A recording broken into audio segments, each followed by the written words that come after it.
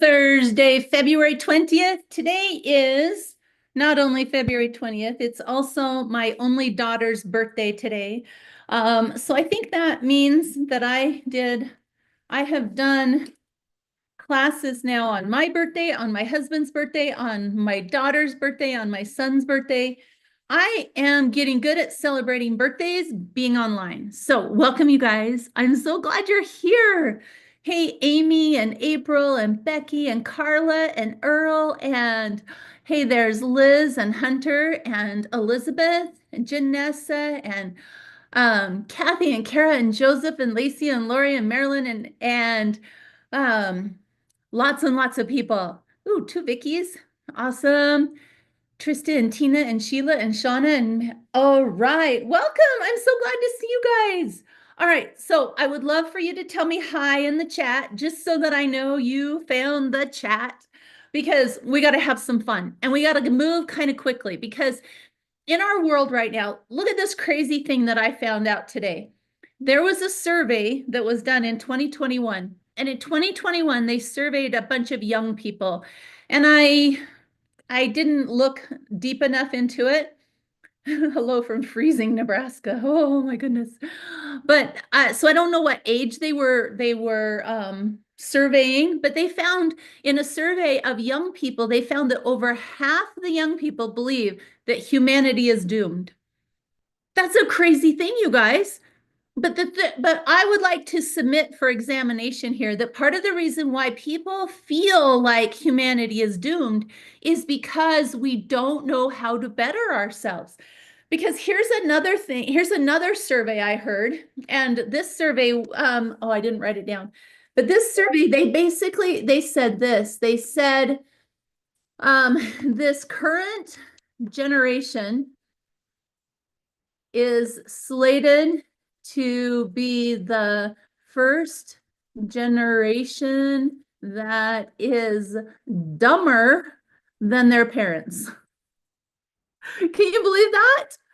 Those are some pretty potent statements, you guys, right?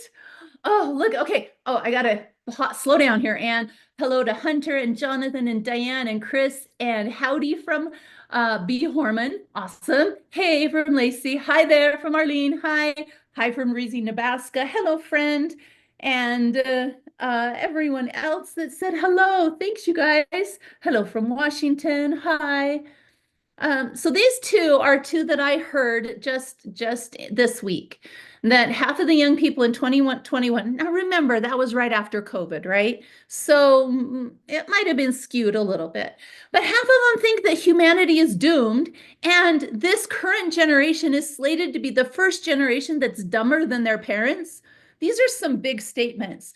So there's a lot going on in our world and we have a lot to unpack, so I want to hurry and get to it today because I love that all of you showed up on a Thursday night in the cold, and I know there's lots of places to be and there's lots of people that are going to watch this recording. So those of you who are watching the recording, thanks for taking the time out to watch the recording. Because in our world, there is so much that's vying for our attention. And what we allow to take our attention is actually going to give us hope or despair, like these young people have. Or it's going to make us smarter, or it's going to make us dumber. And so I would say that you are smart because you showed up to work on bettering yourselves. And I would say that you have an opportunity tonight for more hope because you know how to put the hope into action. I love it. Somebody in my breakthrough coaching class this last week shared a quote. Oh, do I have it? Let's see. They shared a quote that said, people who are hopeful don't measure the glass half empty or half full. They ask, how can I fill the cup? Or how can I fill the glass? And I love that because that's what we need more of in our world is the ability to know how to fill our own glass. So we don't have to be optimists or pessimists. We have to be people who know how to take a step. So are any of you people who want to know how to take another step in your life? I will raise both my hands. So this is your chance to find the raise the hand button on your screen. It's probably, if you're on your phone, it's at the bottom of your screen. If you're on your computer, it might be towards the top. But find your raise the hand button so that I can see, and then I'll find my place I can see the hands. Oh, there we go. There's the hands. So look at everybody raising their hands. That's who I am, you guys, because I've recently, just in case some of you don't know who I am, my name's Ann Washburn. I am um, proud to say that I have now been working in the self-help world for 15 years. 15 years. So just quickly for people who don't know who I am, that's me. That's some of the stuff I've done. I'm an engineer. I am one final exam away from my neuroscience certification. Those of you guys that have been following along to see that I've been working on that. Oh, wish me luck. It's a pretty intense one last final exam, and I will have my neuroscience certification from the classes at Harvard. So I'm so excited about that. Yay! But I am passionate about helping people get unstuck and be able to take a step forward. I am passionate about that, in case you can't tell. So those of you who are joining us on YouTube, those of you who are joining us on Zoom, welcome, because my intention tonight is to share things with you that'll help you know a next step to take. Because it's not enough just to learn something. Learning can be an addiction where all we do is learn something new. It can be an addiction. What matters is that when you learn something, you take another step. Then you learn something and you take another step. So if you are here tonight, what I want you to commit to do is to, first of all, listen to this webinar to the end. Listen to all the gold nuggets I'm going to share with you. And then at the end, circle on your paper the next steps that you're going to take. And then tomorrow, take those steps. Okay, that's what I ask of you. Because I've been like, if you saw the emails that I sent out, this is my first webinar, the actual webinar that I've done since November.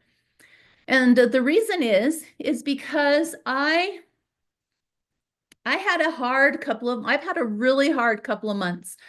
And I'm just coming through it, and I'm so grateful to be through it. But and somebody that I follow on YouTube shared this. Oh my goodness. I didn't get it into the right slide deck. But watch this. I can fix it while we talk. They shared this slide that I thought really well describes where I feel like I have been. And, oh, it's not in that one. Okay, hang on. We'll get there. Let's see. How many?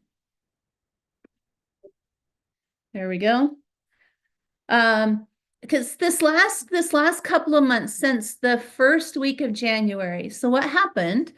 We're just going to have story time here for a minute, if you guys are good with that. What happened is in the first week of December, or first week of January, I got really sick. I got really sick. We're talking 103 to 104 temperature for over a week. I didn't get out of bed hardly at all for 3 weeks. And people didn't know that. I was pretty much hiding it from the world pretty well. But I'm just going to come out and tell you about it now. I really was flattened. I was really flattened by whatever it was that I contracted. And the doctor wasn't sure. I tested negative for COVID. I tested negative for the flu. I tested negative for the things they tested me for. I tested negative. Okay. So here I was in this place that I was really ill, but and I was hiding it, and I was trying to recover. And whatever this virus was, it really gave me a lot of brain fog. I felt like I couldn't think straight. But more than that, I started to get emotionally pulled down. I started to really get pulled down emotionally. And maybe you felt like this before. Maybe you felt like before, like you've been put into a vice and things are just pushing really far down on you. And um, so this is what I felt like. Was I felt like here was me and I was just getting pushed down by life. Life was just pushing really hard down on me. Have you ever felt like that? But it got to the point that I felt like, and I shared this in my email, I felt like I had gotten down here into a valley of despair. It was so bad that I called my dad because I don't have my mom. My mom, I lost her to cancer a few years ago, and I don't have her. I don't have her to call and to talk when I'm feeling really, really low. And I called my dad, and bless my dad's heart, he's absolutely wonderful, but he really wants to logic his way out of things. And I was trying to tell him, so we're just going to talk here for a minute, if that's okay. It wasn't in my plans, but we're just going to talk because I know a lot of you, and I think you can relate to what I'm going to share here. So I was so discouraged. I was to that point that I could not feel happy about anything. I felt like I had been put into a pit of darkness. Have you ever felt like that? If you've ever felt like anything like that, tell me in the chat what it felt like to you. Whoa, my chat just took up my entire screen and now my chat is gone. Let me fix that. Hang on. Chat. There we go. Um, no, that did not bring my chat up. There we go.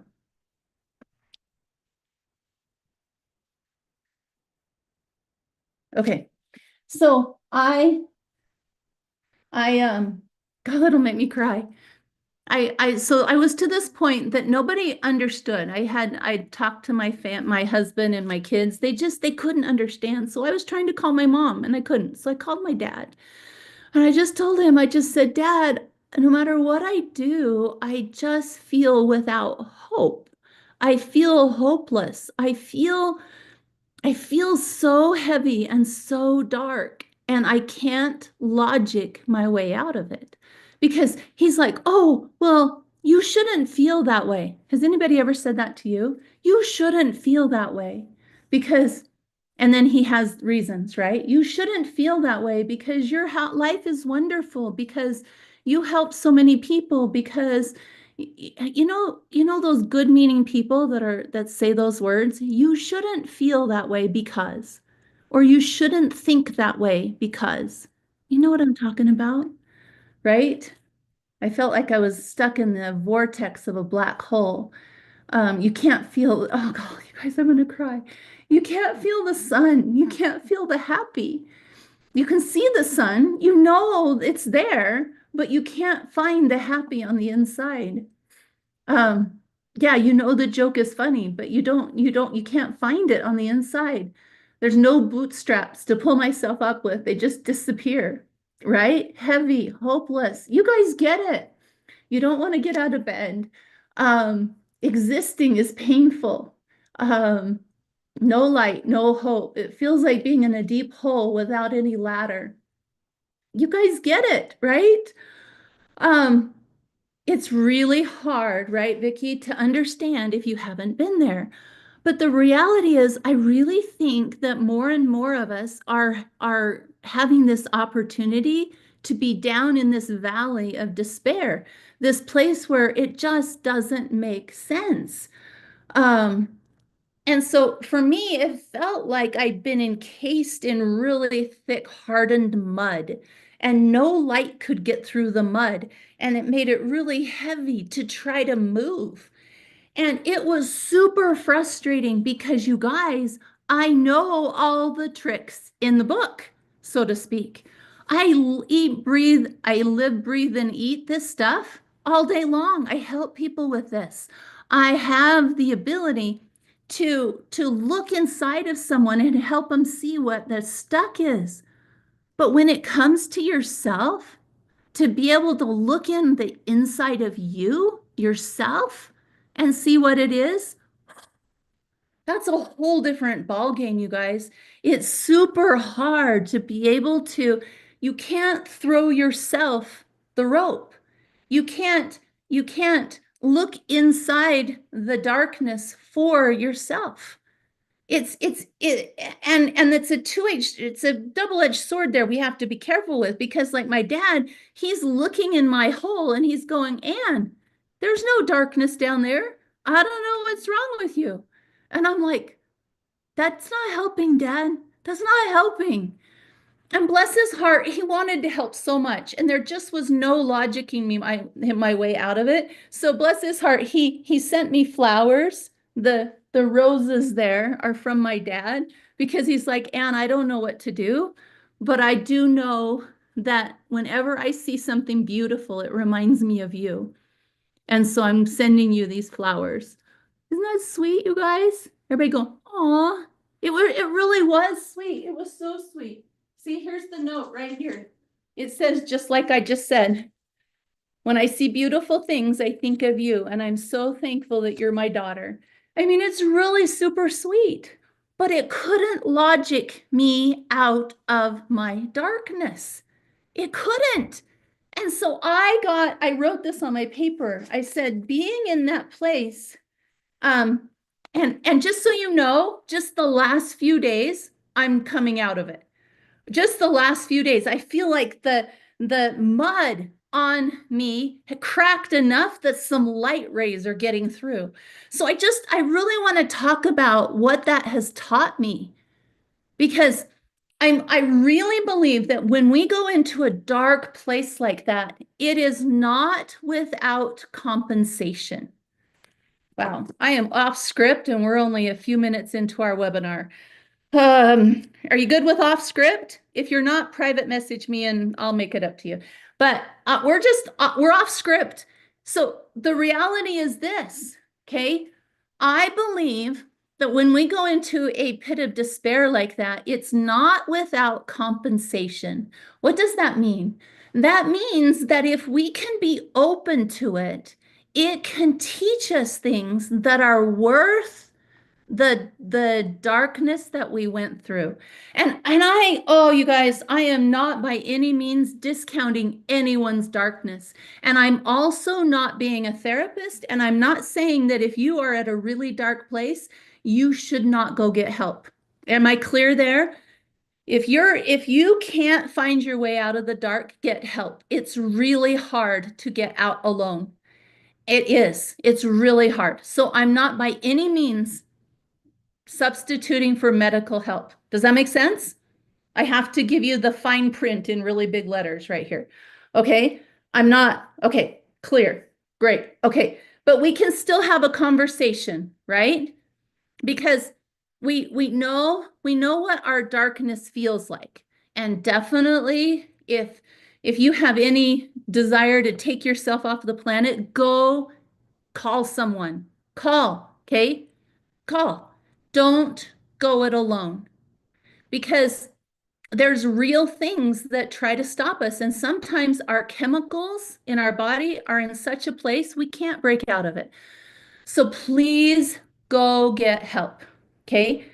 But I want to speak up for what I believe we can have dark places that we can survive and that they can teach us something. Um, Does that make sense? I'm totally off script, so I can get it all messed up here. So if we're clear on that, what I want to talk about is this. I have noticed that I was taught some very powerful things that I feel are compensating me for the darkness that I went through. Now, I'm also not discounting that sometimes people I went through this for 2 months, and sometimes people go through that for way longer. They go a way longer time. So I'm also not discounting that. Is that understood? I need to know. By a show of hands, do you understand what I'm saying? I am not by any means trying to say that you need to figure this out yourself and you should not go it alone. Got it? Okay. Wait, some people didn't raise their hand. If you didn't raise your hand so I know. Okay. Okay. Thanks, you guys. Um, right? My heart, my mind, and spirit are safe, but I still lose time in the stuckness. Well said. And I would love to shorten the time there. Exactly. That's what I'm trying to say, is that sometimes we get stuck in darkness and or a pit of despair where we feel like we don't have a way out. And in that moment, the difference is, am I going to let myself stay stuck or am I going to become teachable? That's what I want to talk about is when I got to the place that I was teachable, it started teaching me some things. And they're probably deeper concepts than we normally talk about. So I'll try to go through as many as I can or as much as I can, but just understand if it's too deep, it's okay. It's okay. Does that make sense? So I'm going to try and get back on track for my notes here. Right, Sarah says the pit seems bigger than it actually is. Well said. Um,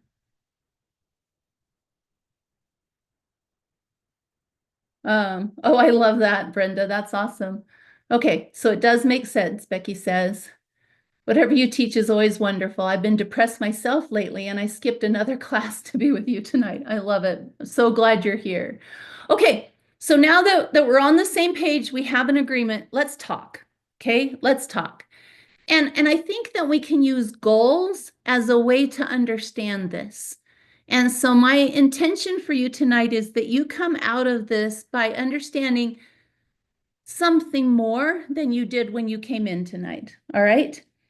Um, the pain can also help to appreciate the joy. I had a burst appendix in January.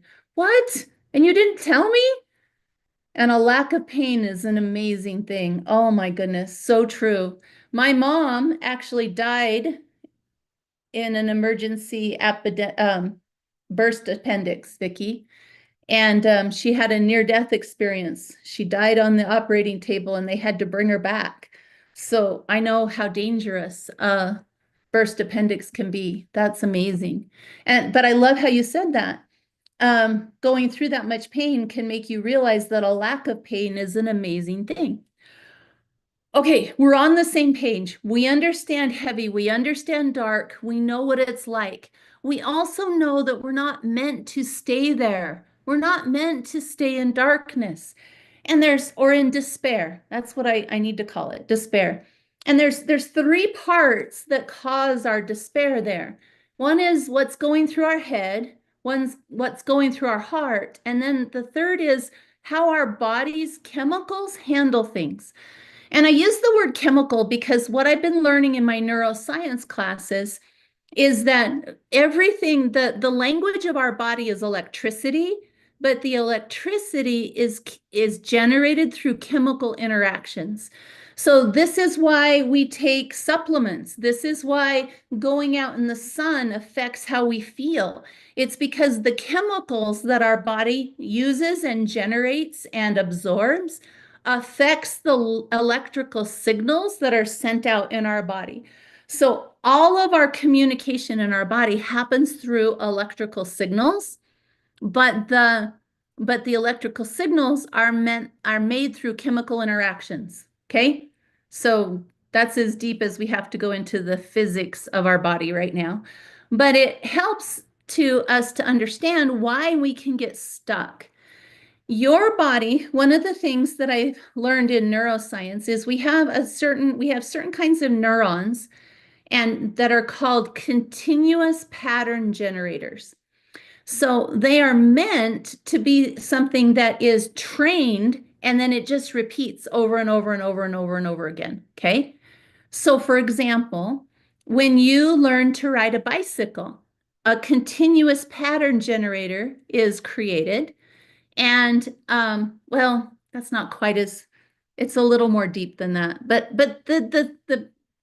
the example makes sense. Okay.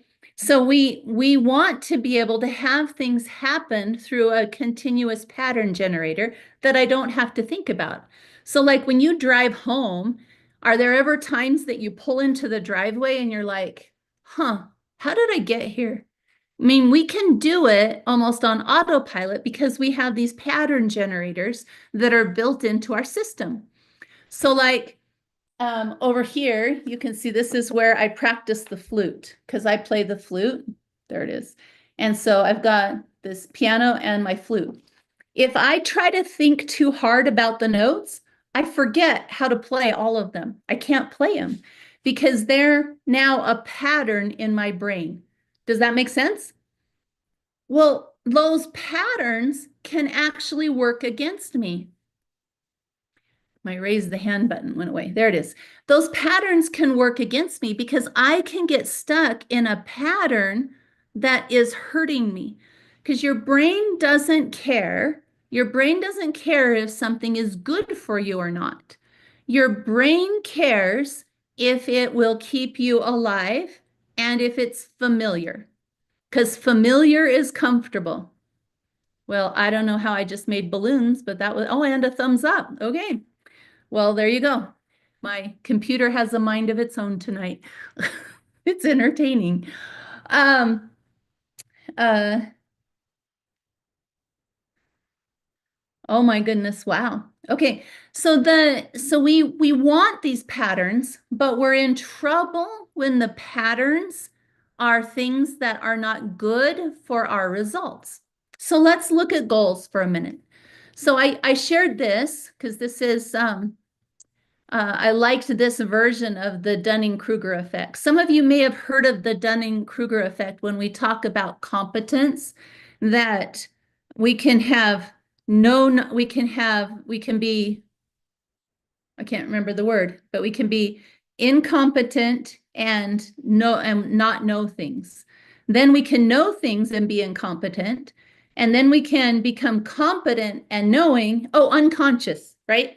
Unconscious, incompetent, consciously or consciously incompetent, then consciously competent, and then unconsciously competent. Remember that one? Some of you may have seen that version.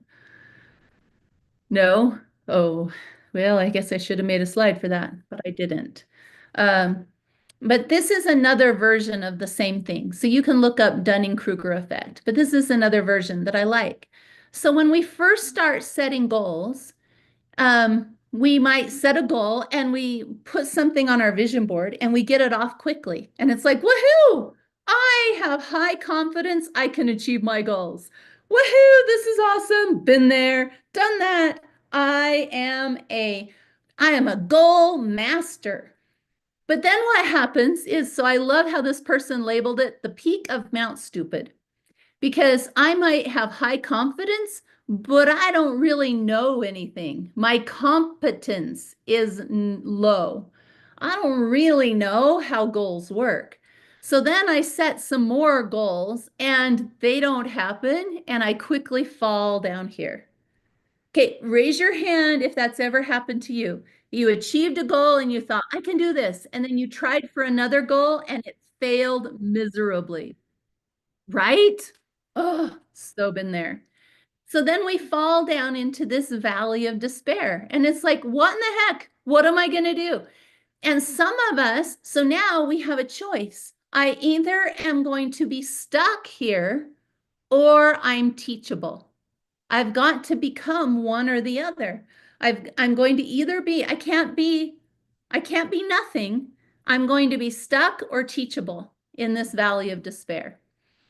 And so when I'm down there, I want to be able to be the teachable one. I do.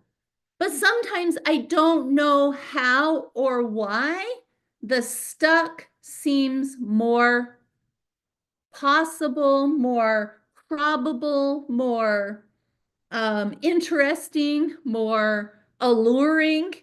There's all kinds of reasons why stuck seems better than teachable.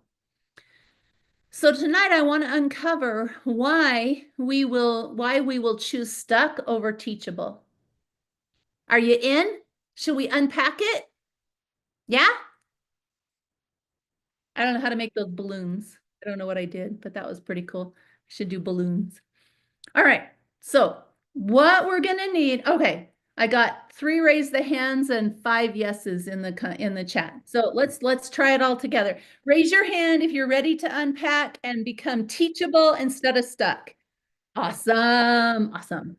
All right. So you are going to, as usual, because we are a hands-on webinar. Get your pen and paper, be willing to consider things differently, and choose a new action. All right. So when you've got your pen and paper, raise your hand for me so I know that you are ready to answer the questions that I've prepared for you. Awesome. If you don't have, here's just a little thing you can know. If you don't have a pen and paper, type your answers in the chat. Adam's monitoring YouTube for me, and I'm monitoring Zoom. So we'll be able to catch all the comments. All right. So just type them in the chat if you don't have a pen and paper or if you don't want to use it. Cool? Okay, ready? I don't want you to think too hard about these. I just want you to answer these questions because answering these questions will help prepare your brain for the next part of our information. Next, first question, how many goals do you currently have? And I'd love it if you put them in the chat because I love to see your answers.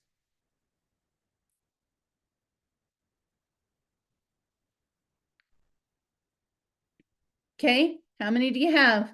Too many, 1, 4. Remember, don't think too hard. I want to know quickly how many goals you have. Interesting. Too many to count. 5 to 10. 2, 3, 6, 1, 4, 5. Interesting. Okay, good to know. Next question. What is your current goal? Type it in the chat for me.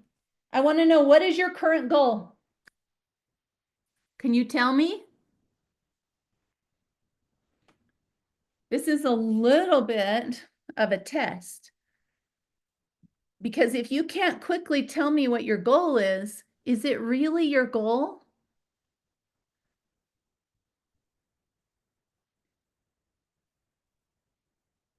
Awesome.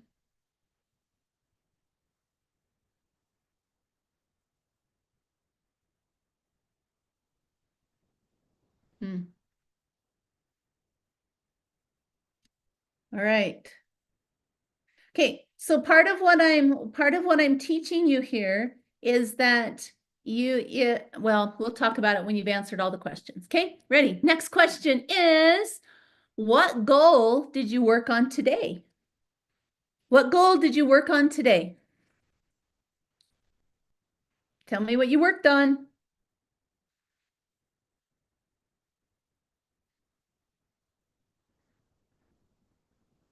Interesting. So far, it looks like some of you worked on the goal that you have. Some of you worked on something completely different. Good to notice. Okay, next question. What stops you from setting goals? Does anything stop you from setting a goal? What stops you from setting a goal?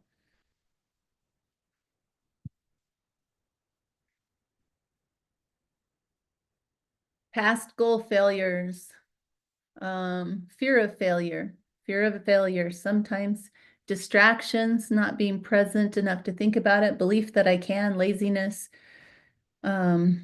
choosing.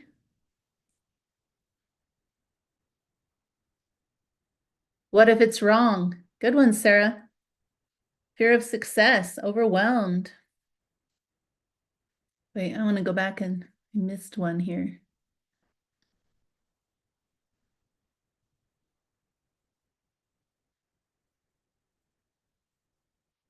Okay, cool. All right, ready? Next question is,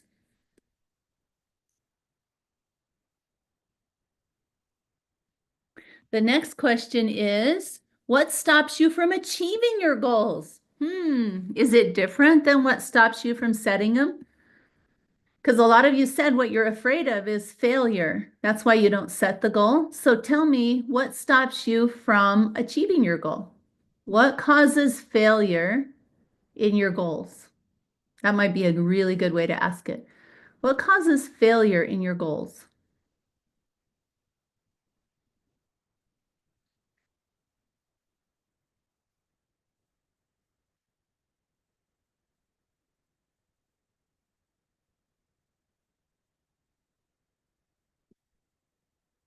Procrastination, not believing in myself, don't know where to start, uncommitted, lazy. So it sounds like doing whatever it takes to achieve them, not wanting to put in the work, the hurdles, subconscious belief. Um, Sometimes that's good. Sometimes it feels like it's God, not figuring out how, not factoring in my needs. That's good, Alicia. Lack of hope, lack of organization, allowing less important things to distract or take up my time, procrastinating. Excellent answers. Okay, I think we have two more questions. Number 6 is, do you have a vision board? Raise your hand if you have a vision board.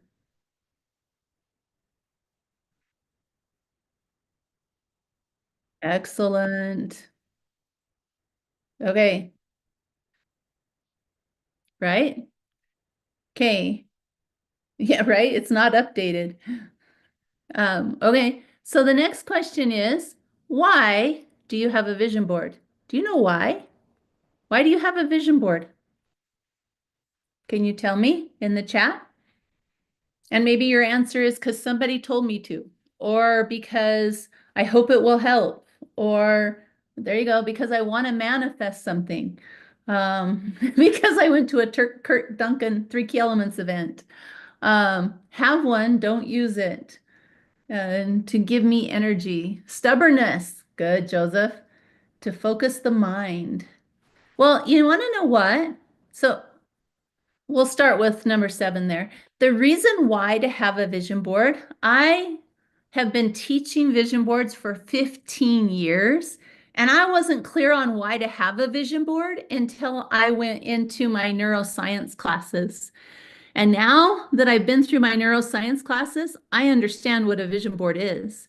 Your vision board is actually the Google Translate between your prefrontal cortex and your subconscious mind. Because your subconscious mind does not speak words. You can't speak words to your subconscious mind. There's only speech centers in your prefrontal cortex. There's no speech centers in your subconscious mind. So your vision board translates the words of what you want into an emotion that your subconscious can understand. Your subconscious does not understand the words, but it does understand your other senses. It understands emotions. It understands, so your senses. Okay, I got to not go too far into neuroscience. But I'll say this. Your senses are all channeled through your subconscious mind, except for your smell. Smell is not. But the others are all channeled through your subconscious. And so your senses send a message to your subconscious, but not the words. There's no speech center. So you need emotions to tell your brain what you want. So your vision board is Google Translate. Does that make sense? Somebody type it in the chat for me. Your vision board is the Google Translate between what you want, your words, and what your subconscious can understand. So it's the Google Translate between the conscious and the subconscious. Isn't that cool? Right, Arlene? Yeah. It's pretty cool. So now I understand what the vision board is doing. And I want you to understand today why that matters, okay? Because your subconscious runs up to 95% of your daily actions. Um, yeah, we'll just go that direction. So your subconscious runs up to 95% of your daily actions. So if my subconscious doesn't know what I want, then I have a problem. And it looks and this is a really good analogy of what my problem is. So let's say that this is my goal right here, okay? And my goal is something I really want, okay? I really want this goal. And so here's me right there. See me? There I am. I'm right here. I'll get my arrow out so you can see me. There's the me right there, okay? And there we go. There I am right there. I want this goal. And every day I'm taking steps trying to get to that goal. Okay, here's me taking steps. But for some reason, I am taking these steps on the deck of a boat, of a big ship that's headed this other direction away from my goals. It's headed away from my goals. So no matter how many steps I take, I don't get to my goal. I don't get there. And you know why that is? Because this ship right here, this represents your subconscious. So if your subconscious isn't headed towards the goal, so if this is my conscious, if this is my subconscious, the beliefs that and all the things running my subconscious, it doesn't matter how much I want and work on that goal. If my subconscious doesn't agree that that's the direction for us to head, we will head away from the goal. Does that make sense? Right? So if you can find your emojis button in the chat, I think the emojis are really fun. You can find your emoji and go, what? I'll find my mind blown emoji. Tell me with emoji, does that make sense? If my subconscious is moving away from my goal, I'm not getting to my goal anytime soon. I'm not getting there because my subconscious is headed the other direction. So I need to find out, I need to go up here and I need to talk to whoever's driving the boat. So I need to come up here. I need to come up here and say, hey, you driver of the boat, we need to turn this boat around. We need to turn this ship around. Because if this driver will turn the ship around, it's going to be a done deal that I get to my goal. Does that make sense? Right? So, who drives the boat? Do you know? Because I didn't. I didn't know. I mean, a long time ago, I knew. I knew now. But when I was first starting, when I was first setting goals, I didn't know who drove the ship. So who do you think drives the ship? Who's this? Who's driving that ship that I'm standing on the bow of it? Who's driving it? Right? You guys that are in breakthrough coaching, you better know who's driving it. Yeah, but what part of you, right, Jacqueline and Sharon? What part of you is driving the boat?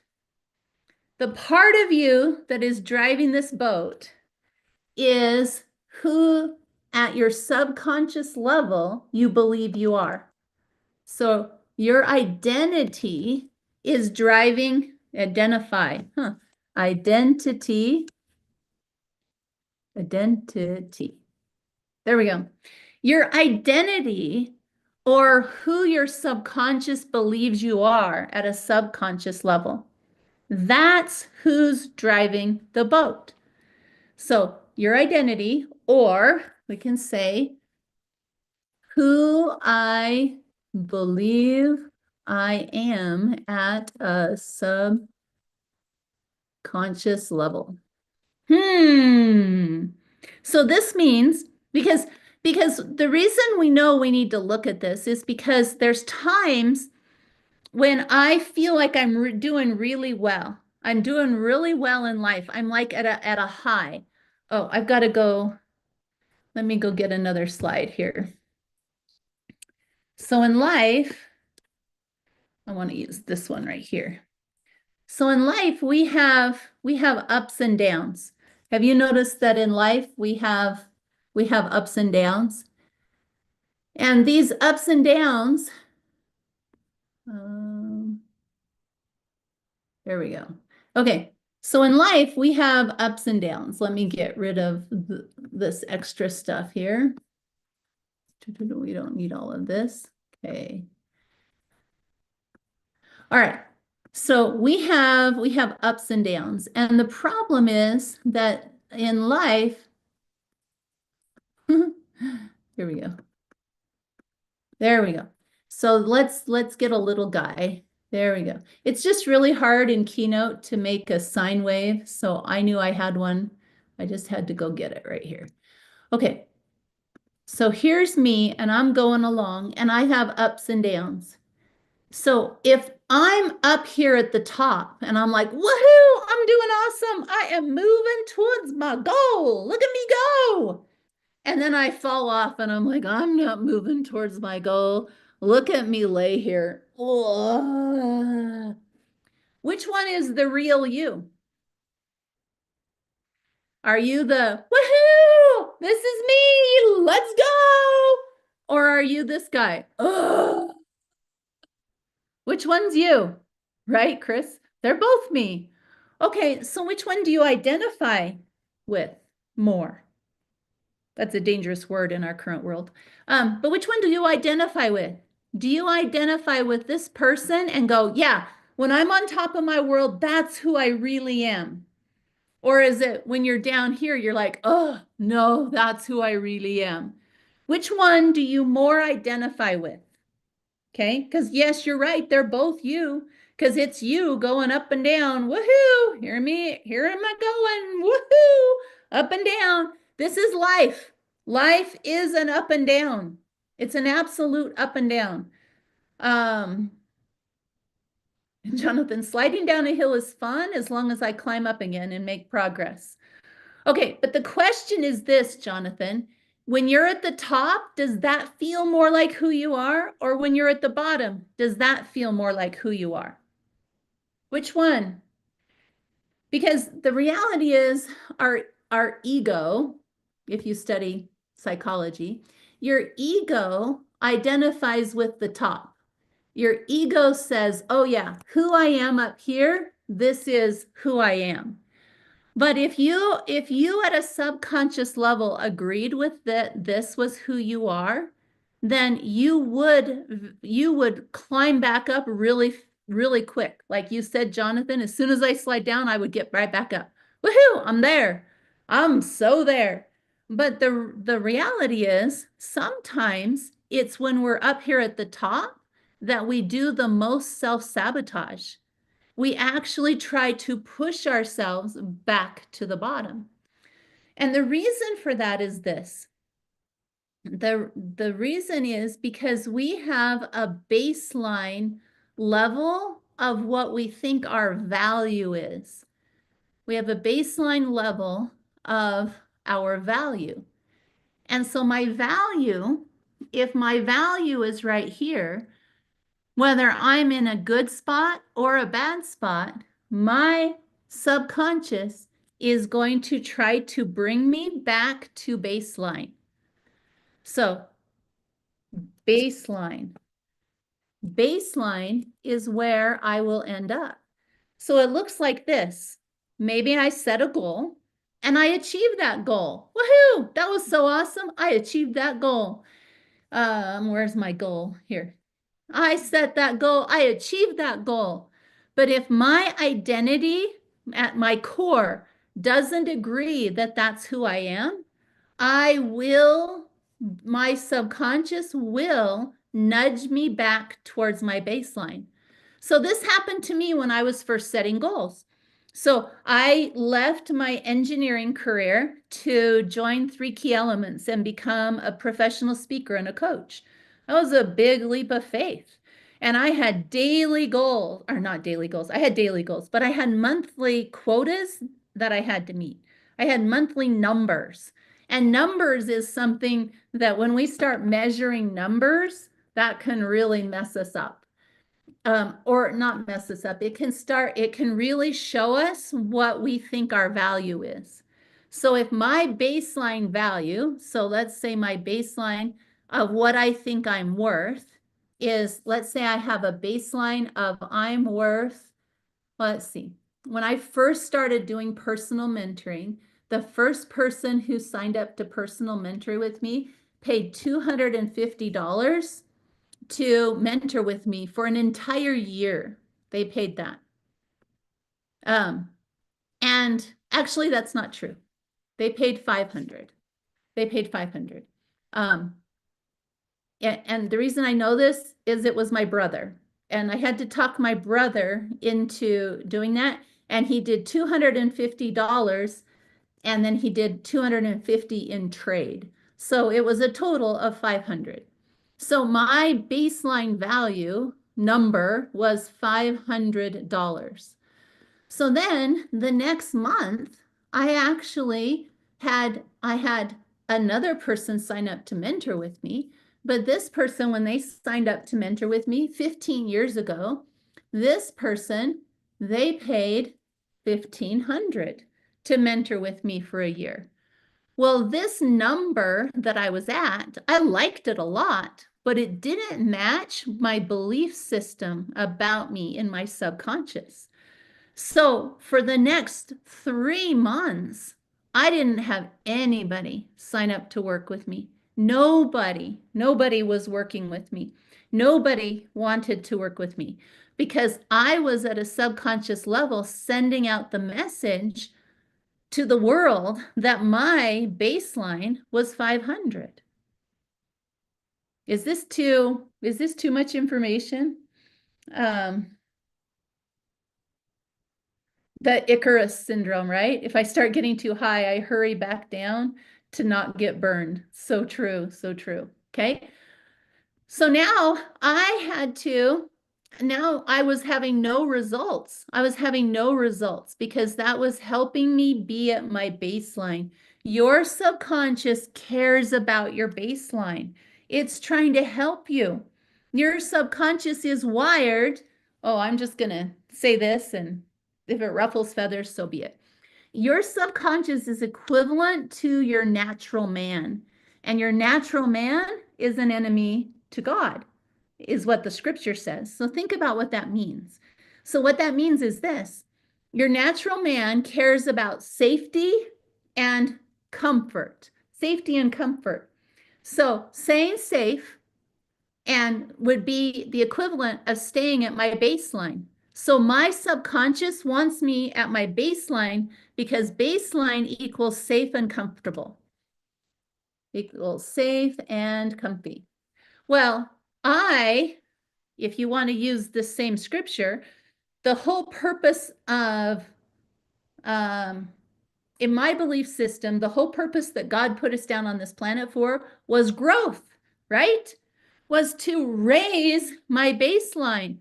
And to raise my baseline, I need to get out, I need to take some risk, and I need to quit worrying or catering to familiar and comfortable. I got to get outside my comfort zone. You guys have heard that before, right? But I needed to raise my baseline. And so I had to step out of my safety. I had to step out of my safety and I had to step out of my programmed rules and stories. So part of our baseline is our programmed rules, stories, programs, some of those letters, and patterns. I have to do things different. I have to believe things different. Oh, beliefs. I didn't get beliefs in there. Beliefs. Okay, so these things right here are my baseline. So if my belief about me, this is my identity. If my belief about me, and I don't realize it, is I am only worth $500, then I can never I can never stay at this new level because my baseline's not there. So I had to work on me. I had to find out what were my number stories. I had to find out what beliefs had I been given as a child. Because when you're born, okay, quick recap on this. When you're born, a child's brain is wired to cope and survive. That's what it's for. It's trying to make sure it can survive in its world. So your brain as a child is wired to receive programming from parents, extended family, siblings. It's wired to receive programs about food, about people, about prosperity, about time, perfection, kids, physical self, spouse. It's wired this could be labeled relationships. Our brain has been wired in our early years with certain beliefs and programs, and they have created my identity. If I don't change my identity, my baseline will be where I mean, that's not true. I mean, that's not said right. I have to upgrade my baseline and my identity is my baseline. Okay. So the beliefs about me, because I taught a whole webinar on this um, last year, or 2 years ago. I taught a whole webinar on how we are programmed. But a child is programmed to receive all of these things.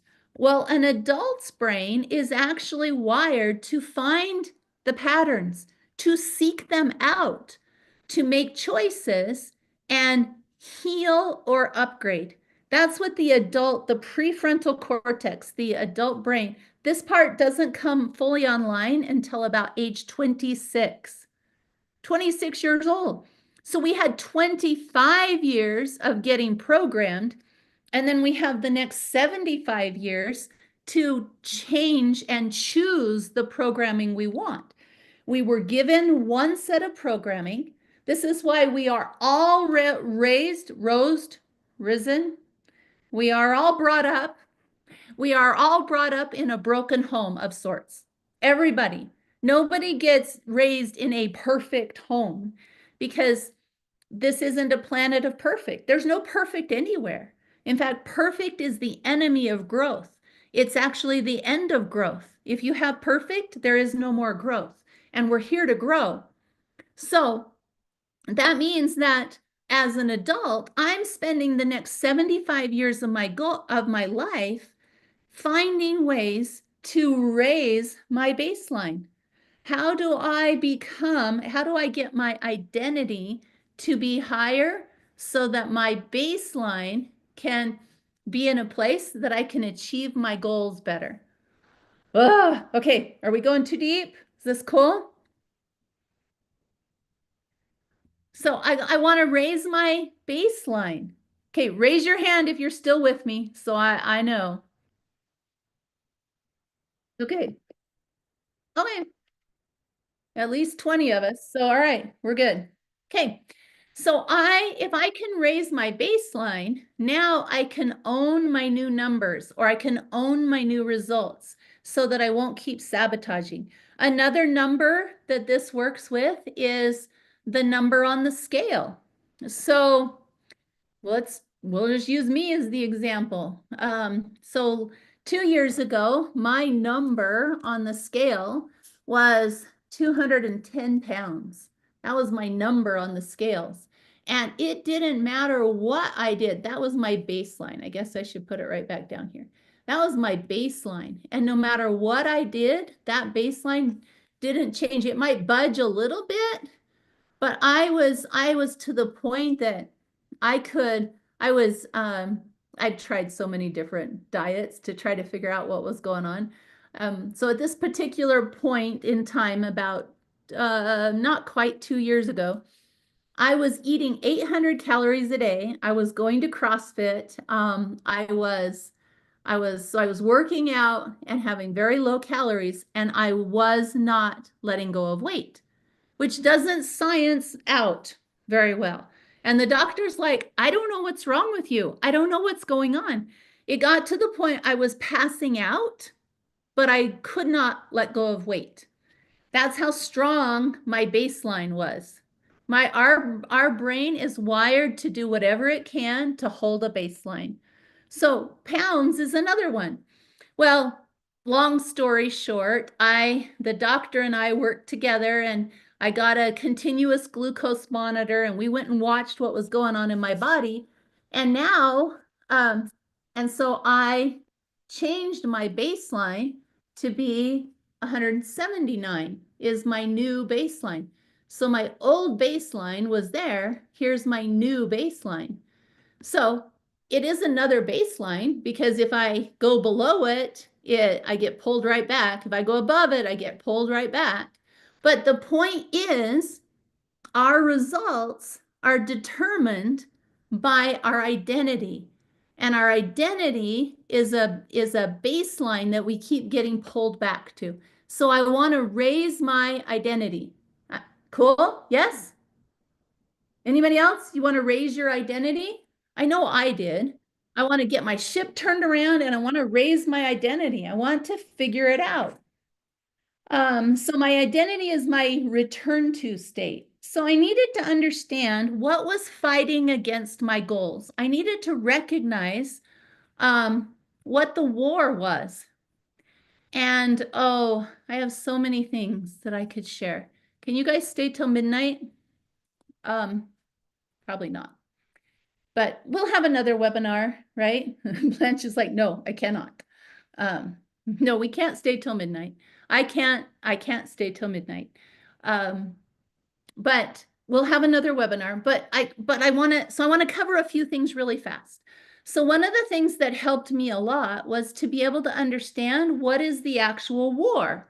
What's the war that's going on that's pulling me back down to my baseline? What parts of my brain are at war?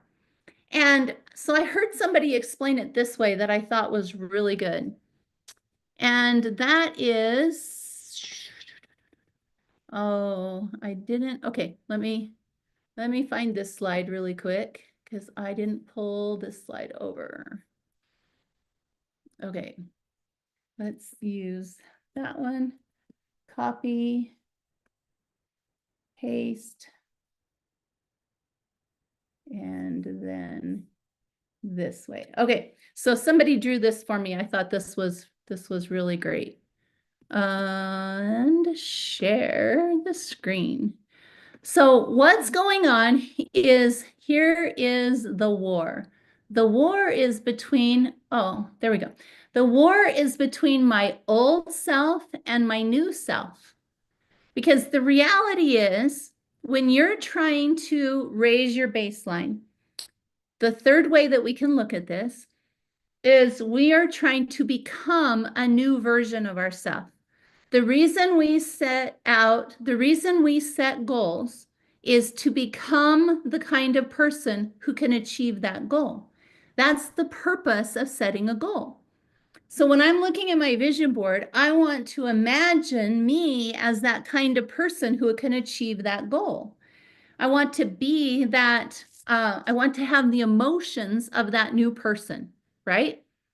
So when I'm setting a goal, what I want to do, let's do this because I need one more slide.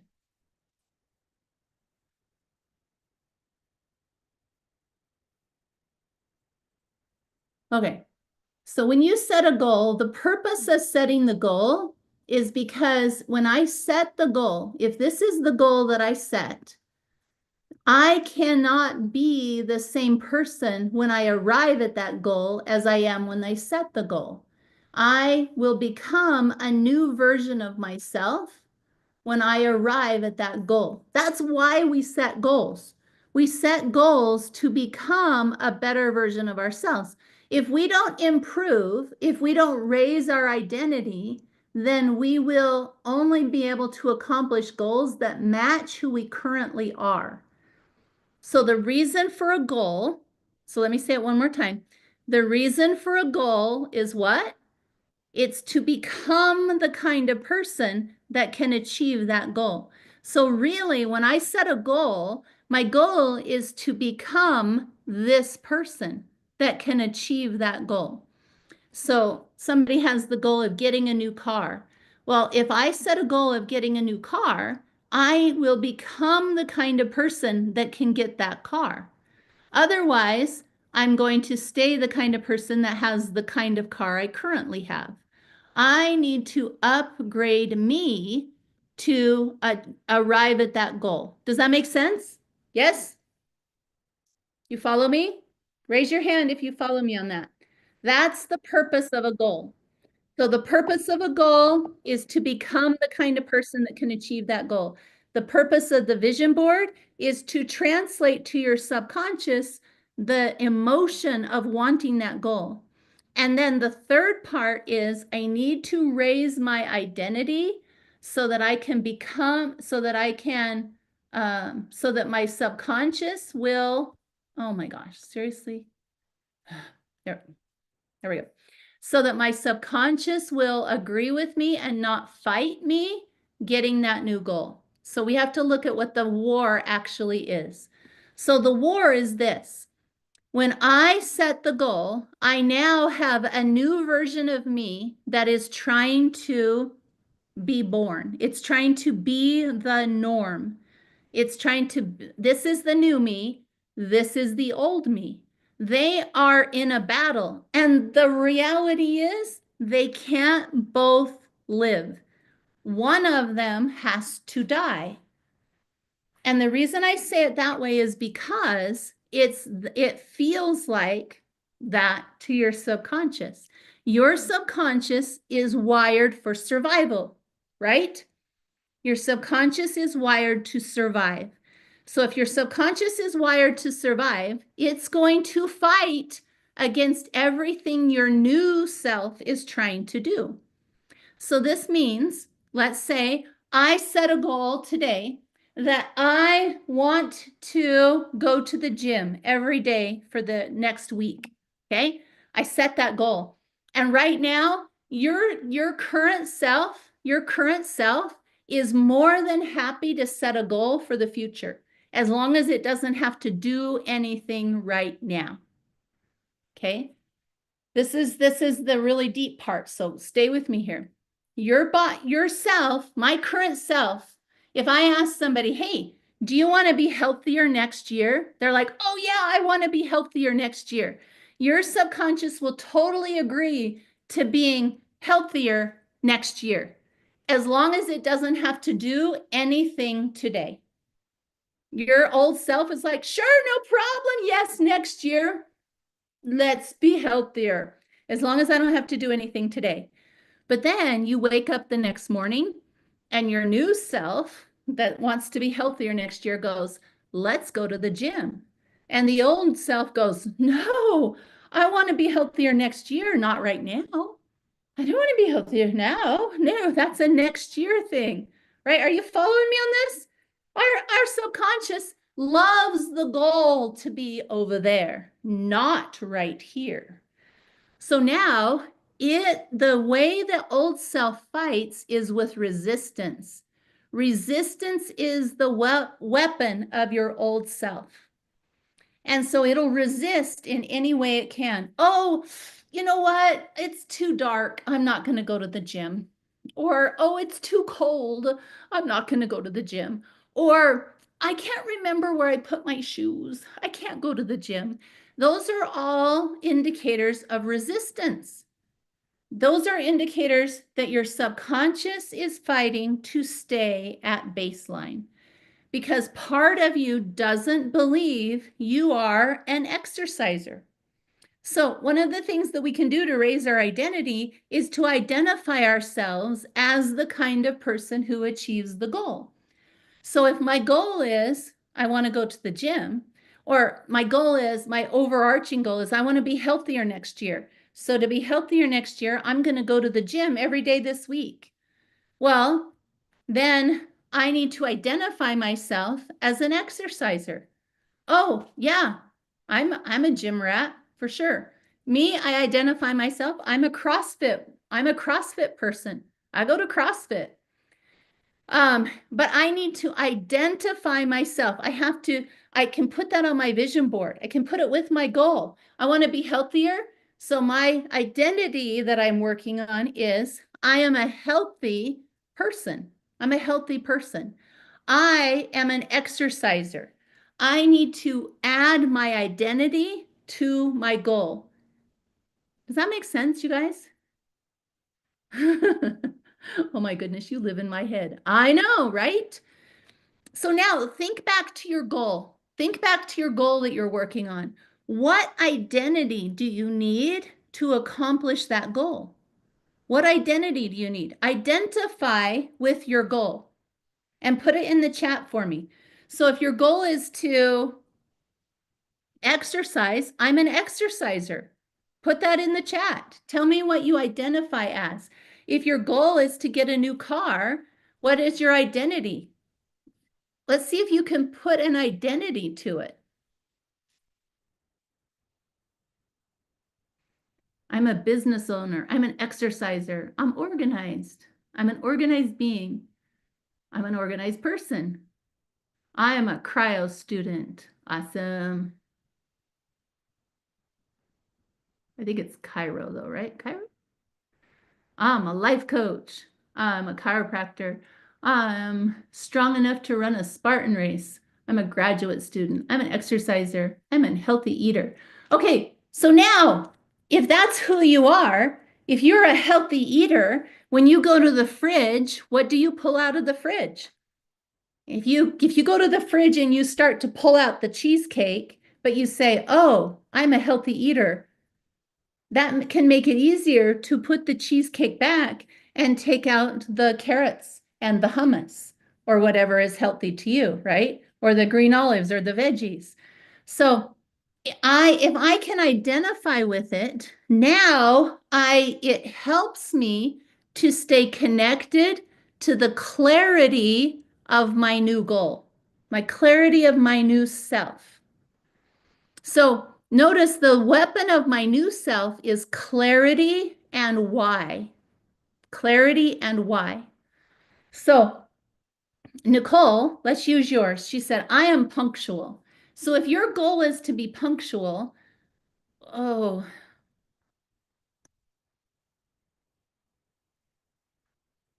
well, this one's a little deeper, but we'll go there anyway for a second. So sometimes we set a goal, but the real goal is that goes with our identity is underneath. So for example, Nicole says, I am punctual. So Nicole now needs to ask herself, why am I punctual? What is my reason for wanting to be punctual? And so if her reason is, well, because people who are late, my dad always taught me that they're bad people. And so really my why for being punctual is I don't want to be a bad person. Well, now that doesn't quite match the identity.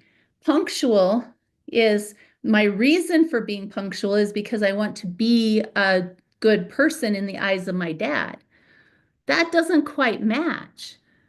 Does that make sense? So I need to make sure that my why matches my identity. Why do I want this goal? It's an opportunity, you guys, to find a rule that's pulling down on my baseline. Because remember how I told you that my baseline, whoa, can be pulled down by my rules, my beliefs, my stories, my programs, and my patterns. Okay. So I want to be reliable. So I am punctual. But why do you want to be reliable, Nicole? Why? If you're willing to answer, why do you want to be reliable? Because I'm often running late. So now you've gone into a full circle. The problem with that is that your old self will be able to fight that with resistance too easily. The resistance will be able to fight that because your reason for wanting to be punctual is just because you're currently late. So we want to get clear, we want to get super clear on why I want the goal. Why do I want it? Why do I want to be reliable? What is a reliable person like? What do they achieve? So put more details around that, Nicole, and you will have a bigger weapon against the resistance. Because otherwise, let's describe the resistance of the old self. Otherwise, the old self pulls out the resistance and says, yes, you want to be punctual, but today it's just too hard to get out of bed early. Or today the kids just wouldn't get ready fast enough. Or yes, I want to be punctual, but, okay? Or I should be punctual, but. So any of those things are, how did you know? Any of those things are evidence that the resistance is fighting hard against me. So I need to pick up my weapon. The new self has to pick up their weapon. Because usually what we do is we let the old self win. We go, you know what, you're right. Today's too hard. I'm not going to be punctual today. Let me look for my excuse of why I'm late, and then we'll be okay. Oh, I'm late because there was a train at the train track crossing and it stayed there for 10 minutes. Oh, phew, I'm so glad I have an excuse for being late today. Am I the only one? Right? You and me, Nicole? I used to live like this all the time. I thought as long as I have an excuse, then I don't have to be on time.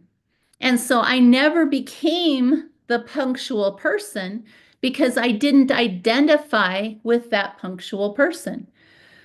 So my first step there is I want to put an identity around it. So some of you said, I'm an organized person. Well, Sheila, you and I talked about this in Breakthrough Coaching on Monday, that if I want to be a punctual person, but my reason for being a punctual person is so that people will, organized person is because I want to be able to help people, but I'm already helping people. My old self is going to resist organizing because it doesn't really help me to help people more. I'm already doing that, right? So, Sheila, you and I had that conversation, so I thought I'd just add that. But it works that way for other reasons. If I want to be an organized person, but being an organized person is going to make it so um, I can't be flexible, then I'm not, and I identify with being flexible. If that's going to go against my identity, my current identity of flexible, I'm going to fight that really hard. So I have to get clear on my why. My why is going to be the weapon of my new self. Um, so does that make sense? You guys that put organized in there, I have to get clear on what's my reason for being an organized person. Or like yours, Lillian, I'm a time planner. What's your reason for being the time planner? Okay, I need to know. Otherwise, I can't fight back against the resistance because resistance will always check in with how bad I want the goal. If my identity isn't clear, my conscious mind can't want the goal enough for my subconscious to not sabotage it. Okay, so let me say that one more time. I don't know how I just said it. Let me rewind my brain. Um, if I'm not clear on the why of my goal, then my subconscious will be able to sabotage my goal. It will be able to, and the way it does it is through resistance. So how do I fight that? How do I fight that? So, Nicole, let's use yours. If you truly want to be a punctual person and you write down all the reasons you want to be punctual and you're clear on what that identity is of yours, I want to be a punctual person because I feel, and I'll just make something up here, because I know that being punctual will build other people, and building other people is super important to me. I want them to feel respected and cared about. And so me being punctual means I'm a respectful and caring person. Woohoo! Okay. All right, I like that. She says, I want the peace of knowing I'm in the right place at the right time. Okay, yours is better, probably because it's yours, right? So I will use Nicole's. I want the peace of knowing I'm in the right place at the right time. So I am a punctual person. So now this is what you do next, Nicole. Tomorrow, when you're like, okay, tomorrow I need to be at the kids' school. Okay, I'll just use an example. I'm going to have all the kids to school on time tomorrow. Woohoo! That's my goal. I'm going to do it. I mean, that's my action step. And I'm going to do it because I'm a punctual person and I love the peace that will come from that. So, you know what will happen tomorrow morning? You're going to wake up and everything will just fall into place, right? No, it would be nice. But when we set a goal like that, we're all smart enough to know that in the morning when we wake up, everything is going to be against us. The resistance is going to come up, and it's going to start when we open our eyes. And we're going to say, I'm a punctual person when our alarm goes off. And then we're going to go, it's too dark outside, 5 more minutes, and we're going to snooze our alarm clock. Okay, that's the resistance. So I got to fight the resistance so I can double down on it and go, you know what? Not only do I notice you, resistance, I see you trying to keep me in bed so I'm not punctual. I am going to get up right now and I am going to not even pick up my phone. That's how much I'm going to double down on this resistance that you're trying to cause to get me to not be punctual. I am going to get up right now and I'm going to go get up all of the kids before I even pick up my phone. So now not only did I not snooze my alarm, I also took an extra step. I took one extra step. Does that make sense? So maybe I have a goal. Let me explain it this way. So maybe I have a goal that I'm going to get health. I'm going to drink water. So I'm going to get healthier by drinking water. And the resistance is like, I've decided I'm going to drink 40 ounces of water before noon. I'm just making this up. Okay. And so in order to do that, I'm going to drink 10 ounces when I first wake up. And so I wake up and the resistance is, oh, I don't really like water. I'll just sip it. I'll drink it later. And I'll be like, no, not only am I going to push through that resistance, but I'm going to drink 11 ounces. 11 ounces of water. That's me fighting back. Take that, resistance. So I fight back. I can fight back against my resistance by doing one extra step. I do this at the gym all the time when I catch my brain saying, oh, I can't make it to the end of this workout. I can't do 10 reps. Then my brain, and I'm like, no, you know what, brain? I know you can do 10 reps. So we're going to do 11 today just to fight back against the resistance. Fight the resistance. Fight the resistance because the resistance is the enemy of the upgrade to your identity. Does that make sense? The resistance is the enemy to the upgrade of your identity. You can become who you want to be. You are an adult, right? And as an adult, your brain is wired. Adult programming wants to find the patterns. It wants to make the choices. It wants to upgrade. It wants to. But too often we let the resistance, this is why I often call your subconscious your toddler brain. It throws little tantrums. It throws little tantrums, but now we have other words for it. We understand it's because it's afraid it's going to die. And it doesn't want to die. The subconscious doesn't want to die. It doesn't want to let the new you take over. And so it's fighting with resistance. So you just have to be clear. You got to add to your clarity so that you have the chance to get to be your better you. Because Nicole, absolutely, you are worthy and deserving of the peace of being a punctual person and knowing you're in the right place at the right time. Yep, the resistance is the enemy to the upgrade of your identity, but we don't know how to fight it. So what happens? We stay in this valley of despair because stuck or resistance is easier than being teachable. It's easier than taking that new stance. Right? Be the change you want to see in the world. Be the change you want to see in your own world.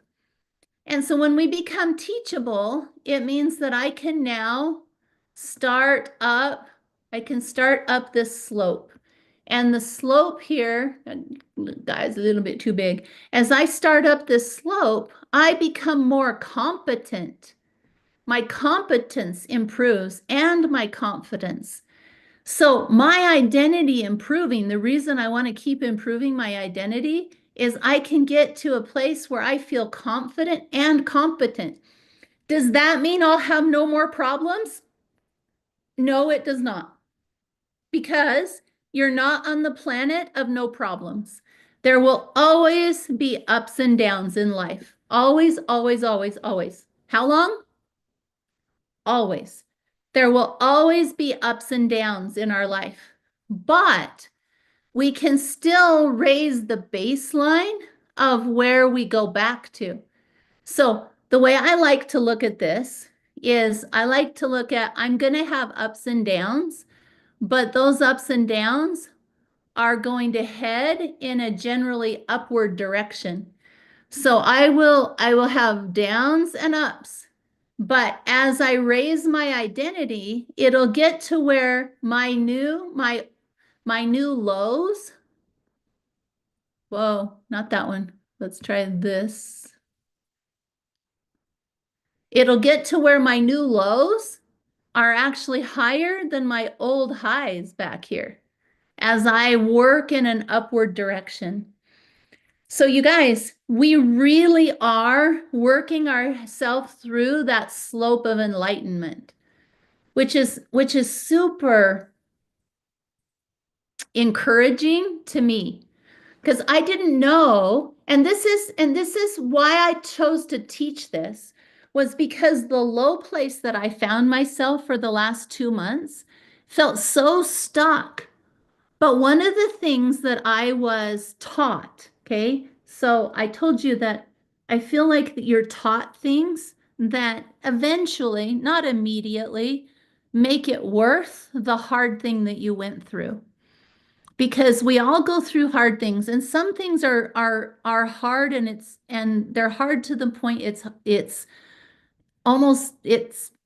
really difficult to see how there was anything that was worthwhile in going through that.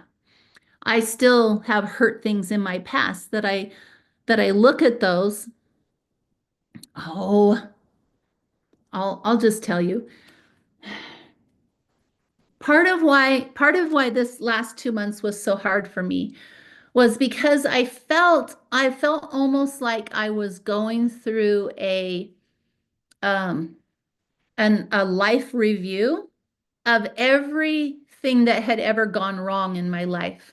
I was in a spiral of all the things that I had done to hurt anybody on this planet, anywhere, anytime, down to the tiniest things.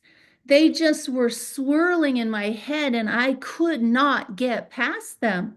And I was just flat. I don't have the words for it. I don't have the words for how low I was in the feeling that I had hurt anybody, anybody, anywhere, um, to the point of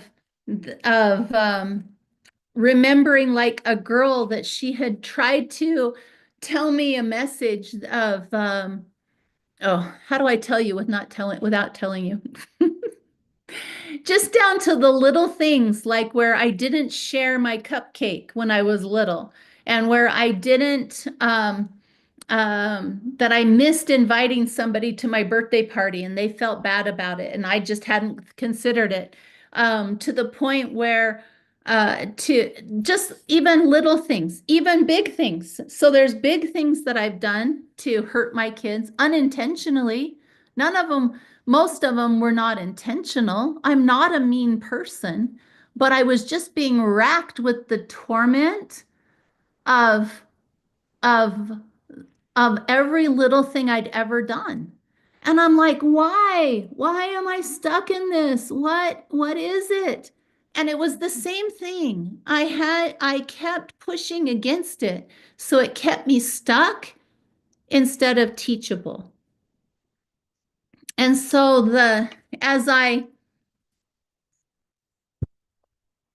stayed in this, I had to finally get to the point where I could be a little bit teachable.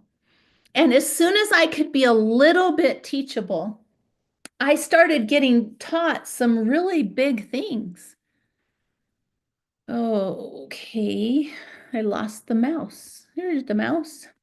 And I've been typing them up. I've got 11 pages of things that I've been typing up. But one of the biggest ones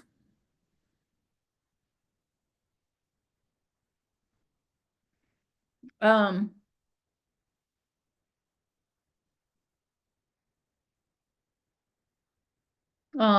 Thank you, Vicky. So that helps. Let me say it that way. So this is where, so let's rewind back to the conversation with my dad. So this is where I was in the conversation with my dad, and and he's asking me what's wrong. And I'm telling him, I'm saying, Dad, I'm just reliving every little thing I've ever done to hurt anybody. And he goes, like what? And I'm like, well, there was this lady that her daughter was friends with my daughter. And I didn't realize that they were having trouble paying their rent. And so then I saw her one day, I saw her car on the side of the road, and I thought, oh, I should pull over and see what's going on. But I was in a hurry and I didn't do it. And then I never saw her again because I found out she'd just been evicted from her apartment. And I didn't help her because I didn't do it. I just didn't do it. So I felt bad about it. Okay. I feel awful about it because I totally would have helped her. I would have loved to have helped her. So things like that, or things like when I was little, I got my brother in trouble because that was a lot easier than me being in trouble. So I would blame my brother for things. Or as an adult, where I um, did things that hurt my own children, not because I meant to, but because I didn't know in the moment that it was going to be so devastating to them. And my dad's like, so now my dad wants to logic me through it, right? And he's saying, well, Anne, you shouldn't feel bad like that because you've done so many nice things for people, and that should balance it out.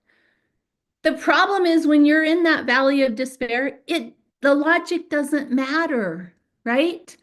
But being teachable does matter. Being teachable does. We're here on this planet to learn, to grow. And so when I could get myself into a place before, so what kept, blah, blah, blah, I wasn't going to tell you guys all of this. So somebody on here needs to hear this. I don't know which one of you, somebody does. So I'm just sharing it. So where it took me was into a place of spiraling, of saying, am I enough? Am I enough? Could I just be enough? I just want to be enough for a minute. Can I just feel like I'm enough? I'm not enough. Has anybody ever just felt like that? That you're just not enough? Dang it. And I just was spiraling through this, that I'm just not enough. I can't fix it. I hurt people. I've caused these problems. I can never be enough. And when I finally got to this place of teachable, it's this little tiny crack came in my darkness, and it just said, Anne, what does that mean to be enough? And I'm like, I don't know. I don't know what it means to be enough. I just want to. But then I started thinking about it. I'm now teachable, and I'm like, oh my gosh, what does it mean to be enough? And I realized that enough is a pretend concept. You guys, we can't be less than enough, because we can't be less than who we are. I am a full cup of Anne. I can't be half a cup of Anne. I'm a full cup. Me. I'm no matter how imperfect I am today, I'm still Anne. And Anne is enough by default, because most of the time when people say they're not enough, it's because it's um it's a religious belief. It's I'm not enough. I'm not perfect. I'm not good enough. It's not always religious, but I mean, I don't mean it's a religious belief. I mean it's kind of a religious definition. Good enough for something outside of ourselves. Like when we're little, we want to be good enough that our mom will love us. When we're adults, we want to be good enough that people will accept us. We want to be good enough that God will let us back into heaven. Well, the reality is that and so I don't know who needs to hear this, but I'm just going to say this. The reality is that as soon as I'm born, I am a human, and humans are valuable just for being humans. We're valuable just for being us. And so that means, and if you are religious and you're Christian, the fact that there's an atonement means that you plus the atonement equals enough. In math, if you say any number plus infinity equals infinity, correct? So if I'm a 4 plus infinity equals infinity, right? A 4 plus infinity equals infinity. Well, if the atonement is infinite, then no matter what number I am, if you add me to the atonement, it equals infinity. It equals infinity. So me plus infinity, me plus the atonement equals infinite, no matter what number I am. So in the meantime, not enough is trying to keep me from experiencing whatever my day is, because my day is here to teach me. I'm not here I'm not here for just the arrivals. I'm here for today. Can I experience today? Can I accept today? The way I like to look at it is I'm surfing whatever wave is given to me today. A surfer, when they're learning to surf, they may want the perfect wave, but in the meantime, they surf every wave that comes to them. You surf the day that comes. And if you will learn to look at today as an experience, and you don't have just one life experience, you have 36,000 days of experiences. If you live 100 years, you have 36,000 days. And each day is an individual experience, and it will teach you something.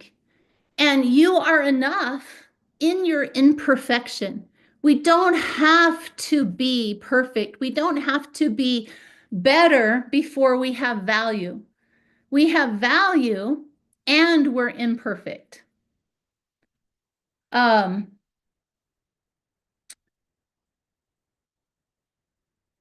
I don't know. I got lost in the chat. Yep. Um, so I don't know who needed to hear that. And maybe it's somebody on the recording. But you guys, we need to know that enough is a tool that's used against us. Your enoughness is a resistance belief that's trying to keep you from your identity. So if you get trapped in the, I'm just not enough, I just want to be enough, then get clear on who you are. Own your value, choose into your value while you're imperfect. Because imperfect and value happen at the same time. You have value and you're imperfect. Because all the perfect people on this webinar, would you please raise your hand? None of us are perfect, right? Oh, okay, there's a few of us that are perfect. I'm not perfect. I will never be perfect. But you know what? Not in this life. I will not be perfect. Will I be perfect in the next life? Yeah, sure. But not here. And here is what I'm here for. I'm here to experience imperfect and value at the same time. Does that make sense, you guys? So if you are getting pummeled, with the I'm not enough, then I feel for you, because I just went through 2 months of it where I was just like, there is no way I can get out of this because I'm just not enough. And realizing it's not my job to be enough. That job is already taken care of because me plus the atonement equals enough.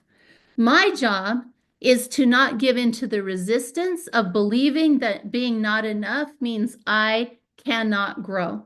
In fact, it's the opposite. The fact that I'm imperfect means I get to grow. Okay, I'll try and get off my soapbox now. But this is what we want to do, you guys. We want to raise our identity. We want to raise the belief of who we are. I need to raise my core beliefs. And to do that, I've got to fight resistance. So wherever the resistance is that's in your life, you need to stand up to the fight. You need to stand up to that fight. There's my hands. Okay? So we're not perfect. But if we were, we couldn't grow. Perfect equals no growth. We're here for growth. So can you embrace the fact that you can be teachable? You can teach your identity. You can teach your subconscious a new level of identity. And you can do, and then you can take steps up the slope and get to a higher level of competence and confidence than you've experienced before. And we want that. I want that. And there's so many ways that we can work our way through that. Um, in breakthrough coaching, I talk about the dopamine imbalance and how your brain is working to try to, and how exactly your brain fights you, what the resistance looks like. You guys, this is powerful. Back in November, I did a webinar. My last webinar that I did was on prayer. How many of you saw that one? Did anybody see that webinar on how to improve your prayers and your communication with God? Oh, you didn't? You should totally. Who wants to see it? Any of you that didn't see it, do you want to see the webinar on prayer? Okay, a few of you. All right, awesome. Well, because you guys came here tonight, um, I have a free gift for you. Anybody want gifts? Yes? Okay. So I first have got to check in. How many of you have learned something tonight? Let me find out. Let me tell me in the chat. Have you learned something?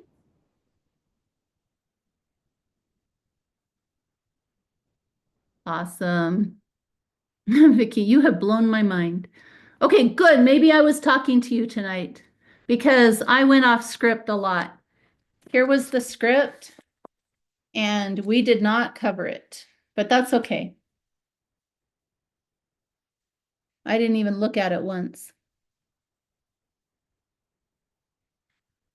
So what you're looking at, you guys, is you're reprogramming your subconscious.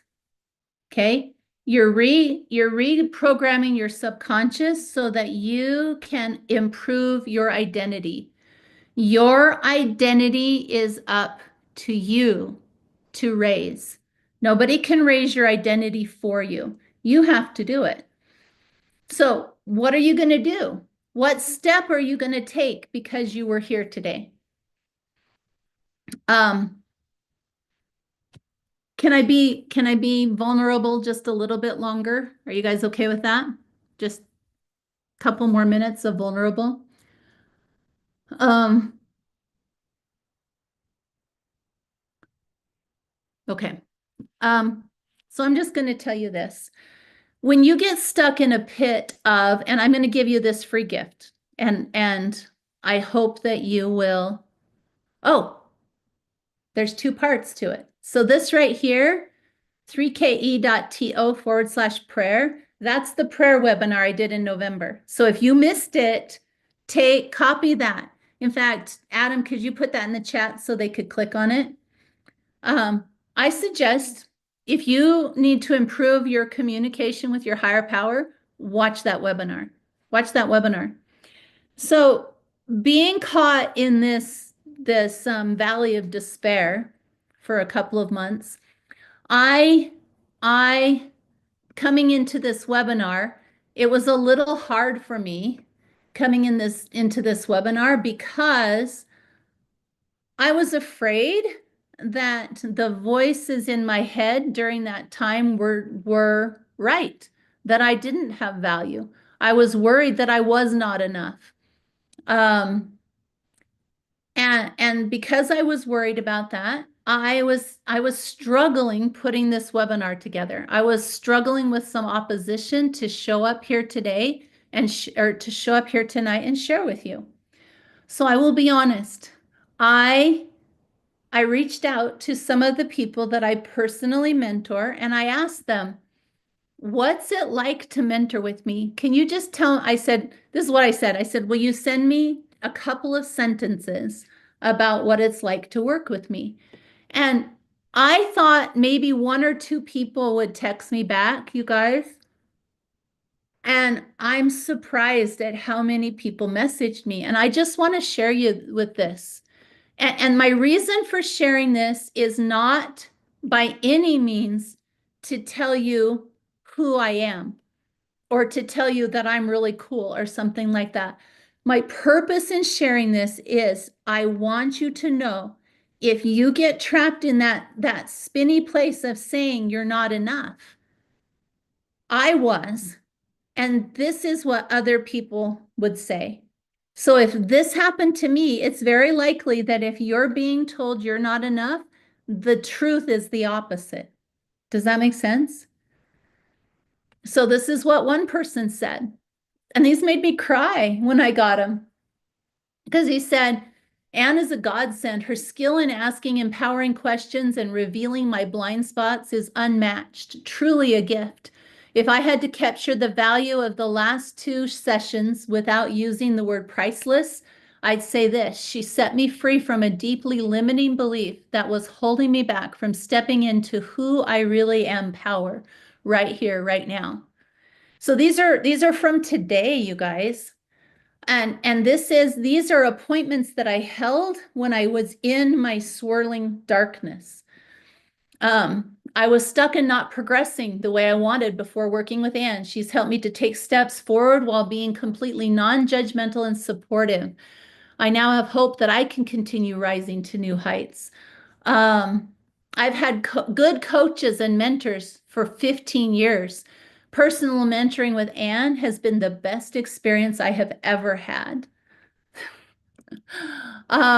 Anne Washburn was an answer to a desperate prayer. When I first began mentoring with her, I had just left the service of not one, but three therapists, and I felt as though I was in such bad shape and dearly needed help and hope. I'm now stepping fully into who I was meant to be all along. I know that there's still lots of growth for me to do. So there's all of these, I've got lots and lots of them here, and I'll show you some of them. But my reason for showing you is who you really are is not apparent to your subconscious. You have to teach your subconscious who you are. Does that make sense, you guys? Type that in the chat for me. You have to teach your subconscious who you really are. And the other thing that I'll tell you is this, that if you are pushing towards a goal, resistance is evidence of the push. It doesn't mean it's evidence that you should stop. Okay, so type this one for me. If you are pushing towards a goal, and my goal is on my vision board, my goal is to help 100 people in personal mentoring this year. That's a ton of people. And so I have a big goal I'm pushing towards. So of course I'm going to have resistance. Resistance is evidence that my new self is stepping into the fight. That's what it is. So resistance is evidence of the push towards a better you. I spent years stuck in the same place, wishing I could change, but never was able to. Anne was able to see the parts of me that were keeping me stuck. She believed in me when I doubted myself. For the first time in my life, I was able to quit giving up and actually make progress. Anne has the unique ability to hone in quickly on the challenges that are stopping me. She has a perfect mix of gentle but firm, and with her help and guidance through breakthrough coaching and personal mentoring, I have achieved more than I believed possible. And so, right, Brenda? Anne always believes in us, even if we don't. That's what I'm here for tonight. I've been a little bit passionate because I am here to fight for your actual identity. Your subconscious is fighting for who you were. I am fighting for who you are and who you are becoming. I'm done sitting on the sidelines and watching while people just let the old self beat them up. Because I watch people do it all the time. Here's what it looks like. I started to draw this for my son tonight. I said, when we have something we want, but we don't do the action that matches what we want, we beat ourselves up. See, I didn't even finish it. We beat ourselves up so that we have permission to not change. This is the cycle. Now I have permission to not change. I watch this pattern daily. Why is that so huge? And cap locks. Okay, well, that's how it's going to be right there. So if I have something I want and I don't behave in a way that matches that, right? Old self, new self. I beat myself up so I have permission to not change. And I'm not good with that pattern anymore.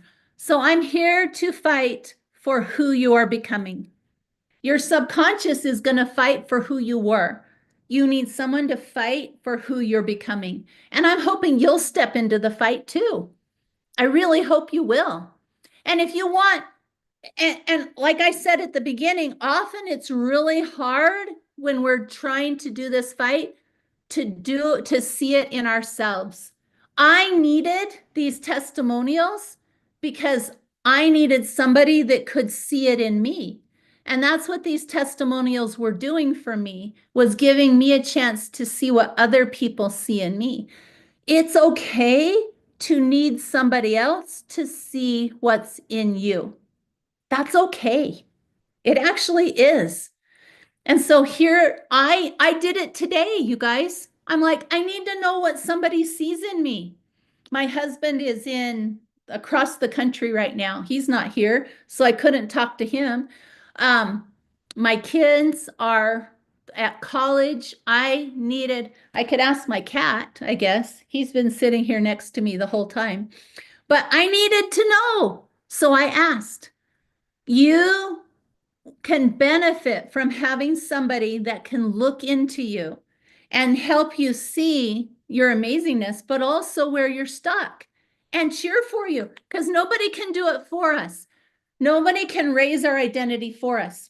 These people, and thank you, every one of you that sent these to me. And I know I got a few more that didn't come through in time for me to get them on the screen here.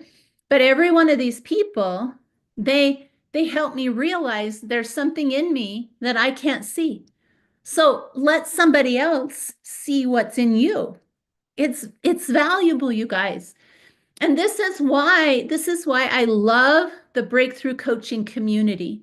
We talk about in breakthrough coaching, we are people who set quests for our own life instead of being non-playable characters in our own life.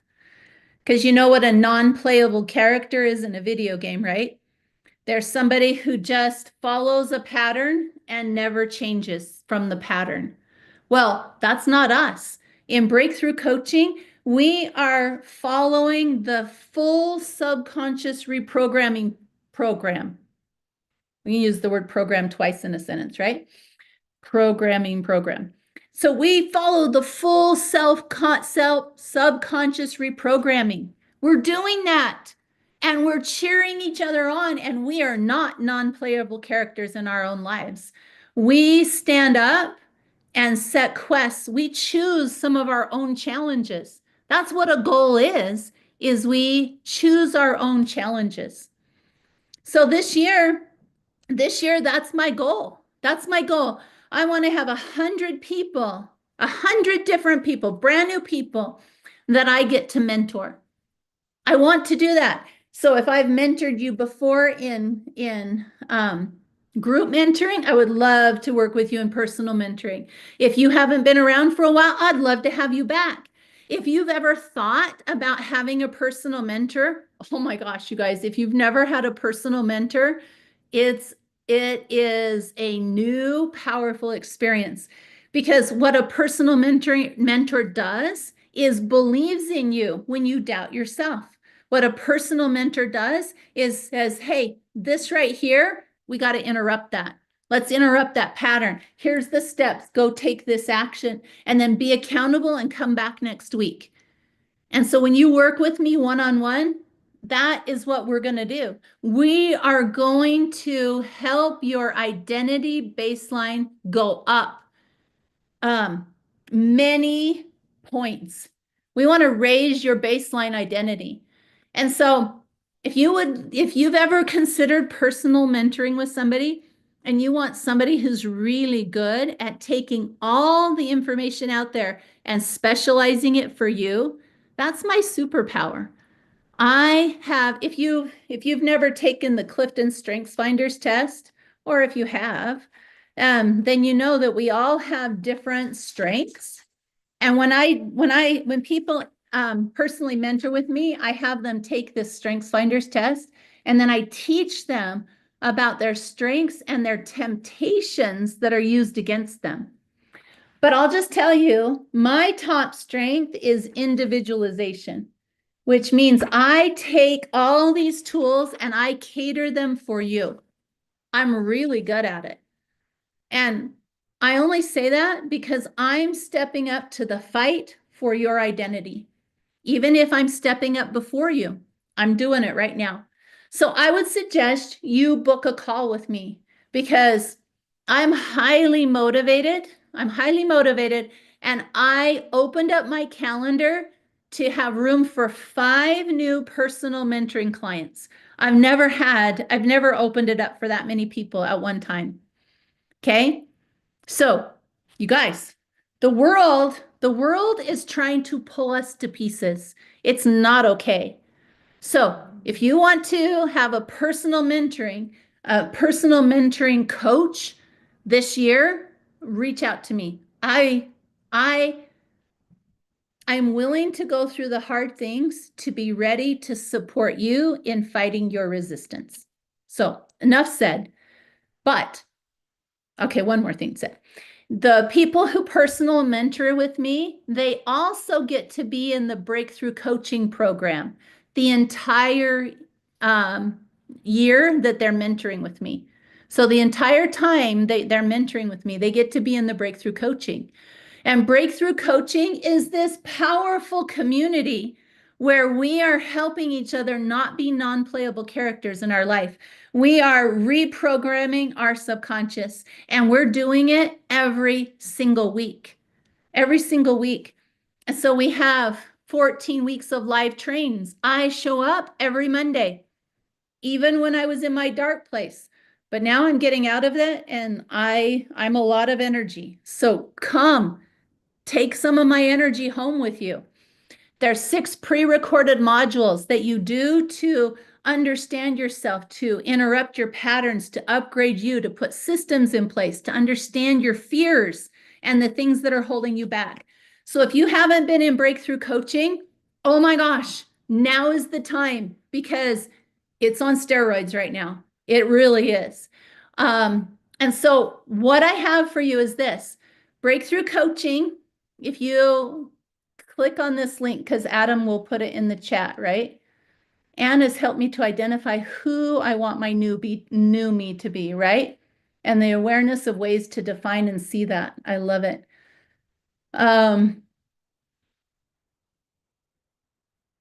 Awesome. Okay, there it is. So Adam put it in the chat right there. So if you click on that, Breakthrough Coaching was created 5 years ago now. It's been going 5-year anniversary in 2025, and it was $2,500. Most people, when they registered for Breakthrough Coaching, they would register and I would give them a discount, and it would be, let's see if I can find the button that does this. Instead of 2,500, they paid 1997. That was their special. But what I'm going to do tonight is I told you I have a goal. I have a goal I'm working on, and I'm becoming the person that can do this. So if you want to come in that and grow with me, and because we're just going to go up. That's the only direction we can go. The first 5 people who decide they want to join Breakthrough Coaching, you can use this promo code. The promo code, so you go to this link 3ke.to/breakthrough, or you click on here in the chat. Hi, Tim. And you put the promo code special. So the way it'll work is it'll bring you up to a screen and you say, yes, I want in. You type your name and your email, and on the next screen, it'll say coupon. Okay. So you put the coupon. I guess I should say coupon right here because it really says coupon. Coupon, you use the coupon code special, and it will give you $1,000 off, you guys, $1,000 off.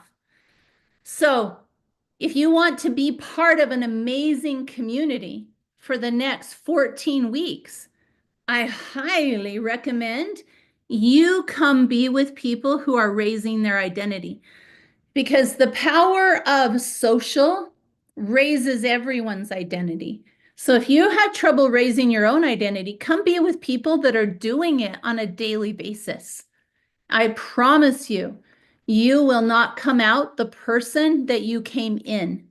So whoever you are right now, you will come out at a higher level than where you went in. You will. But I also believe in a concept called the give and receive. So I have one other little tiny request. And the request is this. Do you know anyone who struggles with motivation? Do you know anyone who struggles with their enoughness? Do you know anyone who struggles with feeling like they can grow their identity? Raise your hand if you know anybody like that. Do you know anybody who rebels against their goals or is really fed up with goals? Do you know anybody that you wish would live their life at a higher level or could benefit from learning something? You know anybody? Oh, only one, two, three, only 10 of you do? Oh, yes, I mean besides yourselves, Earl. Yes. Do you know anybody else? Okay, so this is my give and receive bonus. I've never done this, but this is what I was feeling like needed to happen. And the give and receive bonus works like this. We are going to send you an email with the replay for this webinar, okay? And this replay, if you share it with 10 people, you don't have to ask them if they watched it. If you'll just share the replay with people, you can share it on your social media if you want. You can share you can share this webinar or the prayer webinar.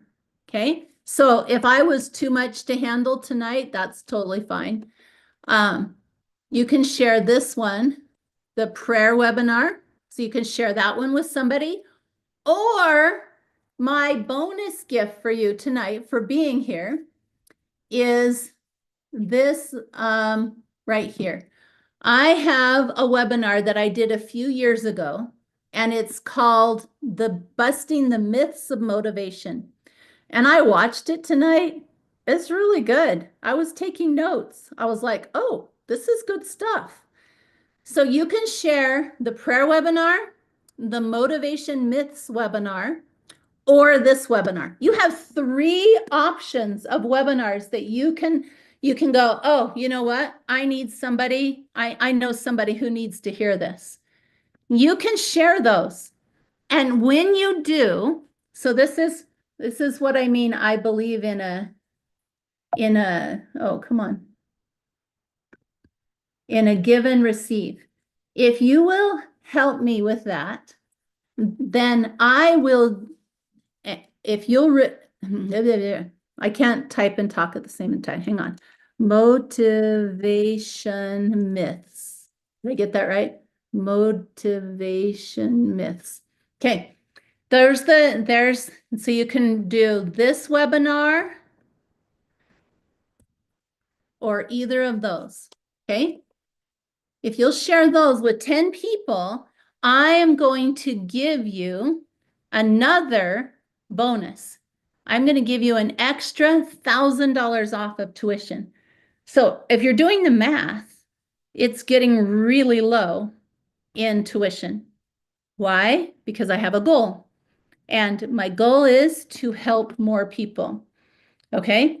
So to do this, well, all you have, and I don't want to confuse you. So I want this to be really clear. So I'm going to go through it a couple of times. So which webinars can you share with people? You can share this one.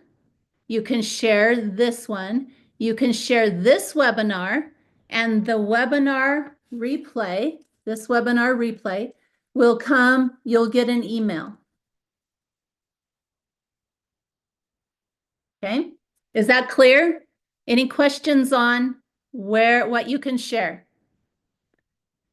And you don't have to prove it to me. This is on your honor. This is on your honor. But if you share the motivation myths, the prayer webinar, or this webinar for 10 people, then I will gift you a $1,000 bonus. And when you register for breakthrough coaching, you will also be given a one-on-one mentoring appointment with me. You and I are going to meet over Zoom, just the two of us. Does that make sense? Can we share on can we share on social media or just email? However you want to share, Lacey. However you want to share. So you can share it on your social media. You can share it in an email. You can text the link to them. Great question. You can write it down on a notebook page and hand it to them. And you can do any of those. Okay. And once you've done it, instead of using the code I gave you before, you will use the code I shared. All one word, no space. Okay? All one word, I shared. And you're going to end up with 2,500 in bonuses. So if you did the math, that means that you're going to get $2,000 off of breakthrough coaching, which makes it 500, and a personal mentoring appointment with me. Does that make sense? So to answer you, Brenda, the final cost, if you share, is going to be 500, and you'll get that one bonus appointment with me. You'll get one bonus appointment. So you use the code. Let me put it right here so you can see it. So you're going to use the promo code I shared. Let me get it all onto one screen for you. Okay. And this is going to be confusing. So it's going to be a $2,000 off plus one appointment with Anne. Okay. Does that make sense? So Vicki, breakthrough coaching is a group mentoring experience. Thank you for asking. So we meet on Mondays. We meet all of us live, or you can watch the recording. Group mentoring with me one-on-one means you and I have a 1-hour appointment every week, just the two of us over Zoom. So personal mentoring, you get both of them. So you get the breakthrough coaching, which is different than personal mentoring. Does that make sense, Vicki? Great questions.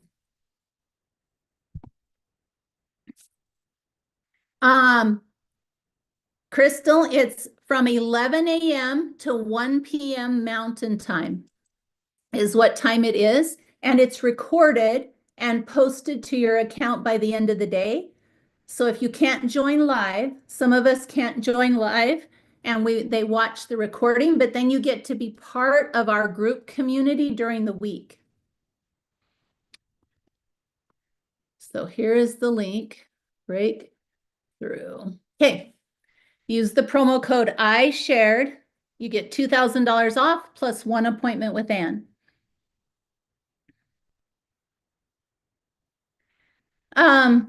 Great question, Vicki. So this right here, this link right here, this is for breakthrough coaching. If you want to talk about personal mentoring with me, you book a call with me. Yes, April, you can do that. We can make that work for you.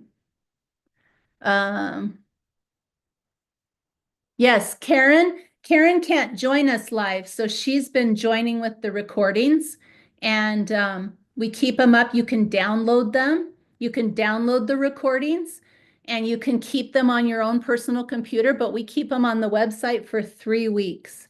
These are great questions. So does that make sense, Vicki? This one right here, this is to talk about personal mentoring. Actually, I already have words right here for it. So let's see if I can get that. So if you want to join, if you want to do personal mentoring, you book a call. Personal mentoring. Okay. You book a call and I'll tell you all about personal mentoring. Okay. And if you want to join breakthrough coaching, then you want to get the give receive bonus, you share with 10 people, then you use the promo code I shared in this link right here, 3ke.to/breakthrough. Did I make that make sense yet, Vicki? And Vicki, I hope that I hope I see you on my calendar. I would like to see you on my calendar. Oh, Alicia, great question. How long are these coupons good for? I'm so glad you asked. So normally this is only good till Monday. You have to use the coupon till Monday. But I had him extend it clear till Friday, so a whole week, because I want you to be able to share this with friends.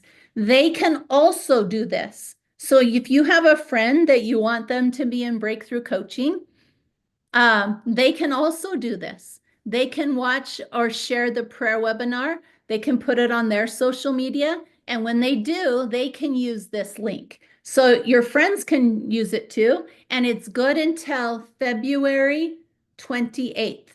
And why is that? Because it's my anniversary. That's why. So we got all the birthdays and anniversaries in the first couple of months of the year here. Cool. All right. Any other questions? You guys ask really good questions. I love them. Let's see if I got them all here. Right, Brenda? The connection to the group is so helpful. It is. It's at 11 o'clock. It's on Mondays. The recorded parts that I talked about, the recorded part, the pre-recorded modules, you can work on those at any time. So you don't have to wait till Monday for those. And then the live trainings are recorded. Yes, they're recorded. Okay, so take a picture of this screen right here. Take a picture of this screen so that you know what your job is. Okay. Are we good? Yes? Yay! Yep. 11 to 1 Mountain Time. All right. I hope I see all of you in there. I want to see all of you because guess what? There is a whole bunch of people in this world that think that the human race is a lost cause. I disagree. And I disagree that we're stuck and that we can't move. And I am going to fight for your identity. I believe in your identity. And I believe in it more because I have felt mine be so challenged the last 2 months. My identity has been under attack. And if mine has, I'm betting yours is too. So let's stand up to the plate and fight back, you guys. You're so worth it. You are so worth it. You are so worth it. I think that's backwards, but that's okay. You're so worth it. You are. I believe in you. I will fight for you. I want you. Oh, it wasn't backwards. Oh, good. You are worth it. You're so worth it. And let's stand up. Let's link arms. Let's fight for your identity together. Are you in? Yeah, right? Oh, I love it. Okay, you guys are so awesome. I can't wait. I can't wait to see you wherever I get to see you. So please stop trying to improve life alone. We need to stand for courage, clarity, and accountability. Okay? Your future you is so glad that you're choosing in. I love it. I love it so much. Okay, so choose in. I will see you on Monday, or I will talk to you on the phone. Oh, by the way, one last thing. If you go to my calendar and you're like, I want to talk to Anne about personal mentoring, and you see that my calendar is only available next week, tomorrow I'm going to be sitting on the at the airport waiting for my husband for a couple of hours. I would love to talk to you then. So if you want to talk to me sooner, schedule an appointment and then just message me, just message the office and say, hey, I want to talk sooner, or just message me in the chat because I'm going to stay on for a few minutes and I'll call you tomorrow night while I'm waiting at the airport. Cool? Because I would love to talk to you. Yeah. Support at 3keyelements.com. All right. You guys, you show up for you. That makes you part of the 6% on the planet. You know that? If you looked at the stats in my email, 70% of people will set a goal and only 6% will achieve them. By showing up, you prove that you're ready to be part of the 6%. Woo, woo. Let's go. Let's go. All right, you guys, have a wonderful night. If you have any other questions, I'm going to stay on for a few minutes. If you don't want to have to share, remember you can use the other code. And it is right here. There's the other code. Okay. You can use that one. I highly would love to have you use this one. All right. Okay. Have a wonderful night. I'm going to play a song and I will see you somewhere soon because you are awesome.